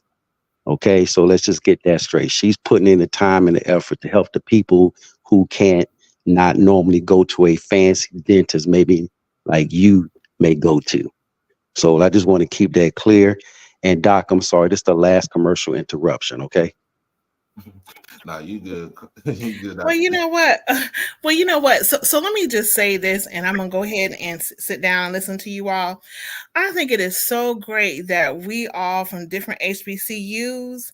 I'm from FAM. Dr. Cavell is from PV. Mr. Ford is from Clark, Atlanta, right? And then are you from Jackson State? We get Grambling. Grambling. So, I mean, this is all HBCU love. And, sometimes, Doc, it's up to you that, because you've been nice to all of us, it's up to you how you want to continue forward with this. But some people, I think they miss the overall thing that we're trying to do here. We're trying to network. We're trying to get a chance to know each other. We're trying to help each other out with different information that we have that we can share. And it doesn't stop just because I'm a Rattler and you JSU. I mean, if there's something that I could tell you about that would help you, I'm gonna do it. It doesn't matter that you went to JSU. And I think some people, they miss the assignment. And all this trolling and being negative and always saying negative stuff, that does not need to be part of your platform. So you need to look at your algorithms and see who your audience is, because you don't want to alienate or let anybody in this space alienate the people who want to come and support you. So sometimes you have to go ahead and just, you can't take everybody with you. I think I told you that before. And I do think that you have something here, and I'm happy to participate and give you the FAMU perspective. But we just need to keep focused on that. We're all going to form relationships. I'm going to invite all of y'all to the to the cookout or to the Rattler tailgate at my cousin's house, so y'all can come and get some food. You too, Dr. Cavell, if you have chance, and come and hang out with us. And we're just gonna have HBCU love, and we're not gonna participate in negativity. And that's what I have to say tonight. Appreciate it. I look forward to So I'm gonna go ahead and get off, because I hate when people think just because you have a relationship with me, Dr. Holiday, Doc, that you just forget about your JSU people. No, you have a Rattler friend. That's all. And it's all good, right? That's all good. I do have like I said, I did have a Rattler that graduated from that's in my family that graduated from FAMU. So I'm like I said, my family tree, my HBCU family tree is all over the place. So it's not to say anything as far as I'm not trying to be, I don't want nobody be rude, and obnoxious and stuff like that. We can still have fun, but just, I want to keep it respectful. Everybody that's on the panel, I keep everybody respectful that's on the panel. It's just one of them things where I look at it to see like some things that I know that's good, and then the other thing that might have to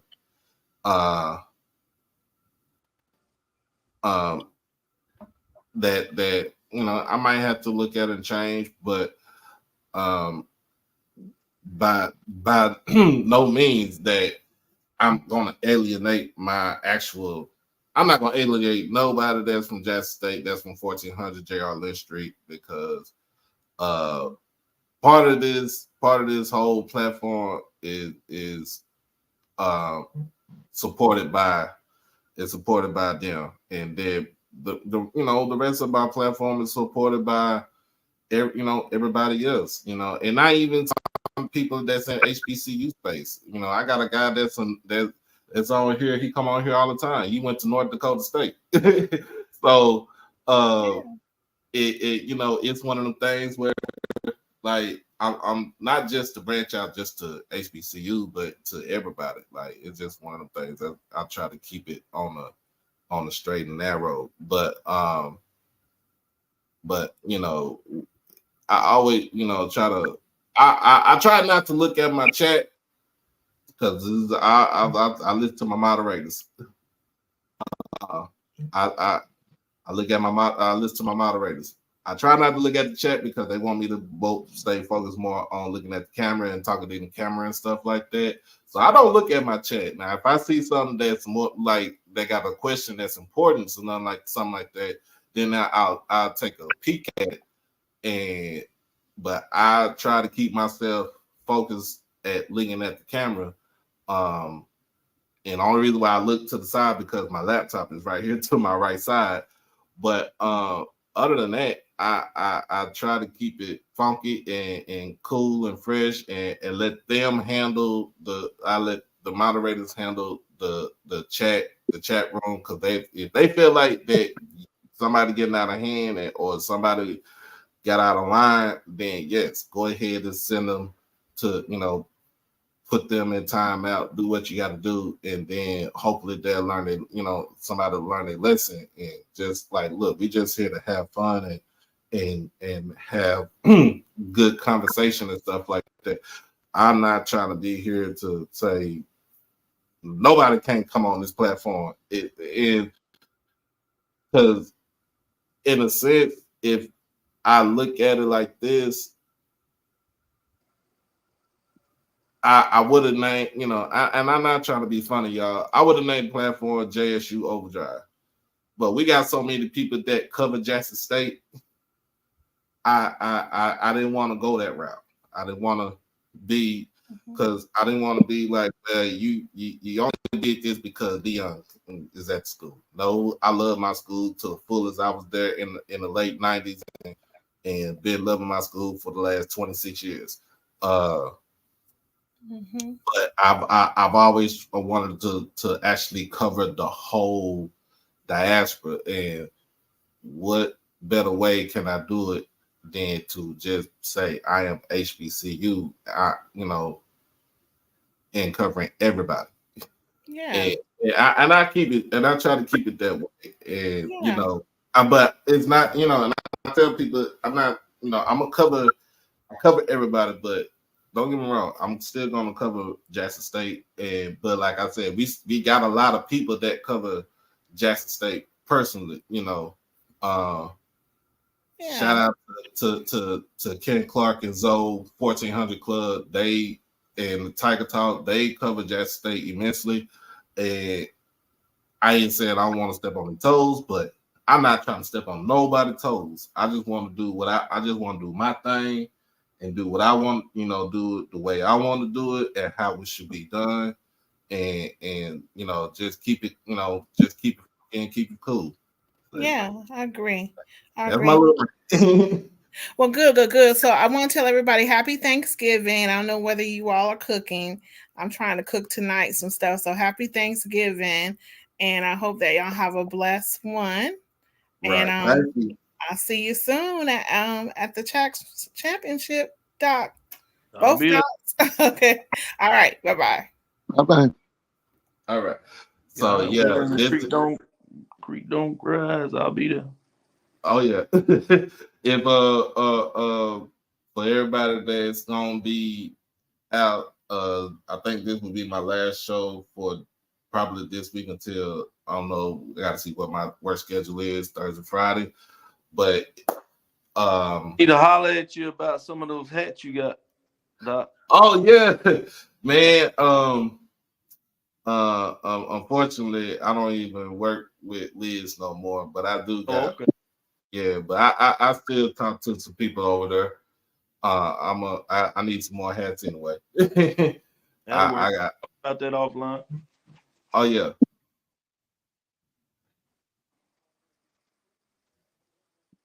Mr. Ford, it's always a pleasure. Yes, sir. Same here. Same here. Same here. And All right, guys. everybody, You have a good all one, right man. now. Okay. All right, I'll Doctor. let y'all close up When you strong. think you'll be back?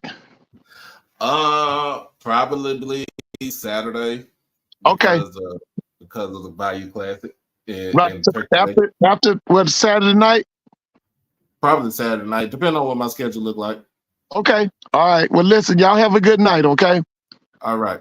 Okay. Everybody have a good holiday. Have a good holiday. Hey, y'all know me. Look.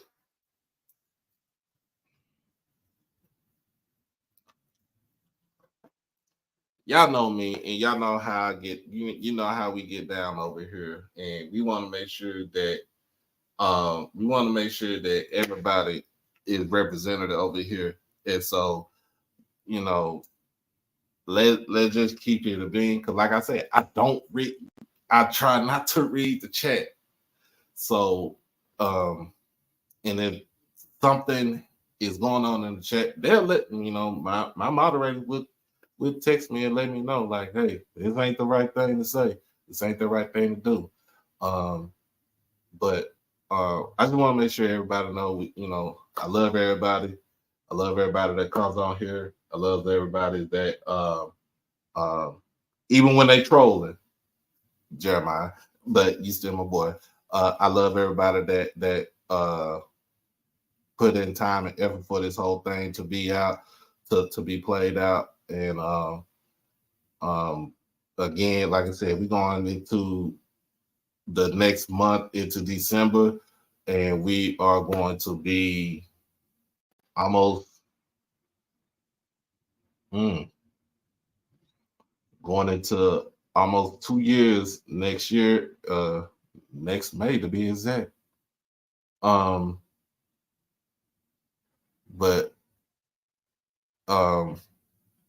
if I ain't tell you I love you, I love y'all. I love all my moderators, even my crazy moderators.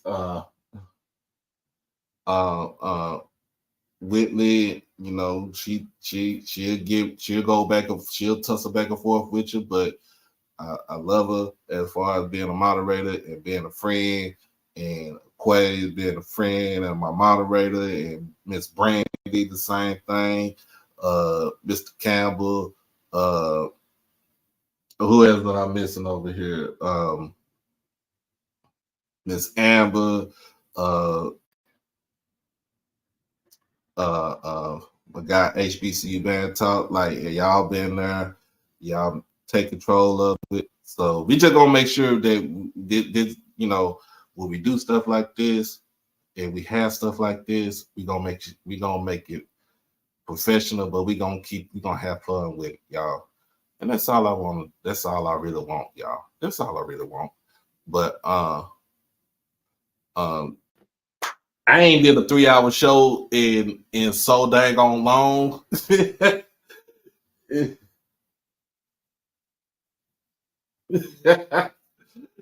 see, EA understand and he have fun. And we, you know what I'm saying?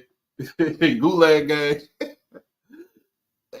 Hint thing right there. I tell you, I send you to the upper room. But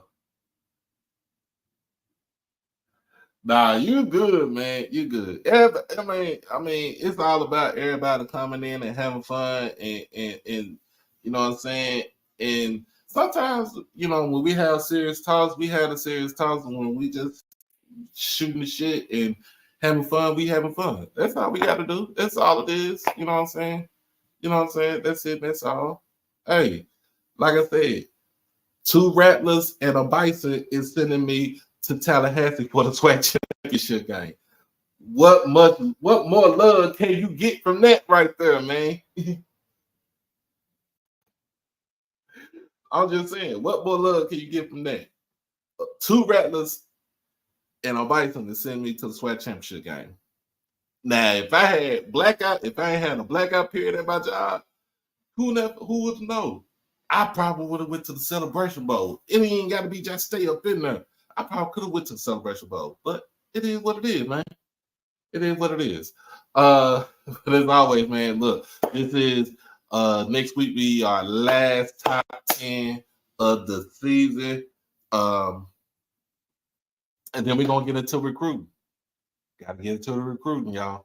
But as always, man, this has been HBCU Tonight. This has been an HBCU Top 10 Live.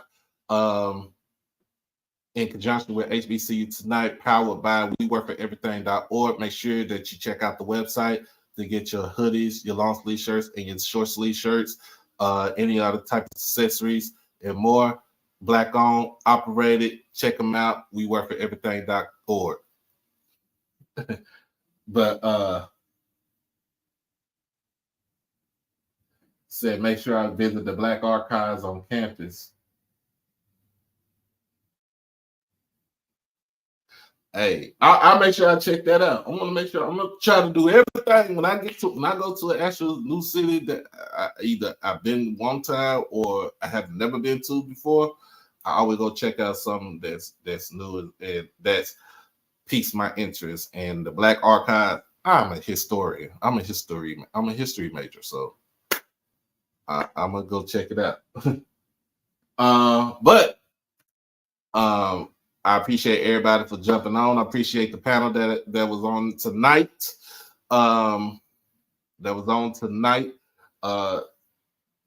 Appreciate everybody for being there for me and everything. One, I want to send my condolences, y'all, and y'all know who she is. She is Jessamine Cornelius. She is she is in these HBCU streets. You already know who she is on Twitter. My friend with the glasses, with the short haircut, the blonde hair, whatever type of hair color she got, she rock it. I want to send my condolences out to her and her family. She did yesterday. She learned that she lost her father yesterday, so I sent my prayers out to her and her family, and she's like family to me because she went to school with my cousins at Kimball High School. She's a Prairie View alum. She worked for the swag. She be in these HBCU streets heavily, and to learn that she lost her dad yesterday, I know it kind of hurt. It's devastating, and I told her I've been in that situation. I lost my dad when I was 9 years old, and I still deal with it a lot. But I always say just thank God the times that you were with him, and he got to see your face. You got to see his face. Y'all smiling. You laughing, you crying, you fussing, whatever it is. But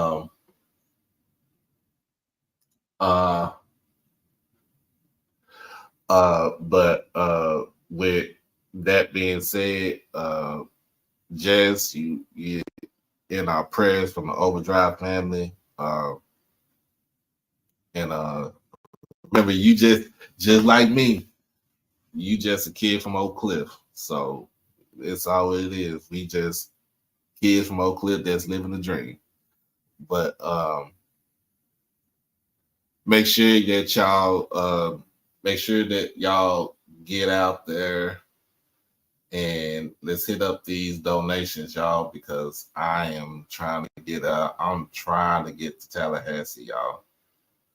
We trying to get pay for the gas and stuff, trying to make sure everything is correct, everything is straight.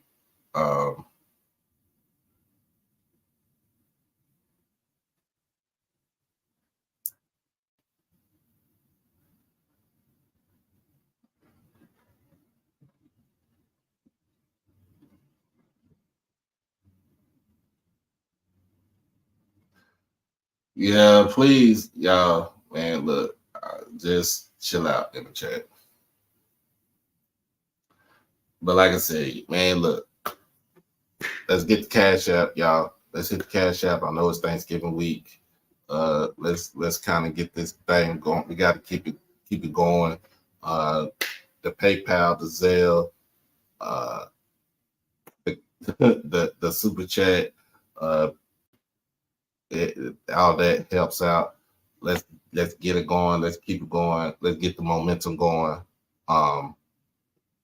And look, let's send me down there as like I said, Dr. D just said, I am a media personality. This is what I am. I'm just this is what I am, a media personality.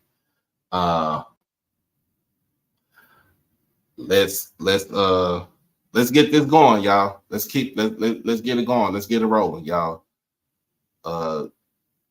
Cash App, HBCU OverDrive, PayPal at David Smith 1925, Zelle, David E. Smith 30 at gmail.com, Super Chat, or even through exclusive membership.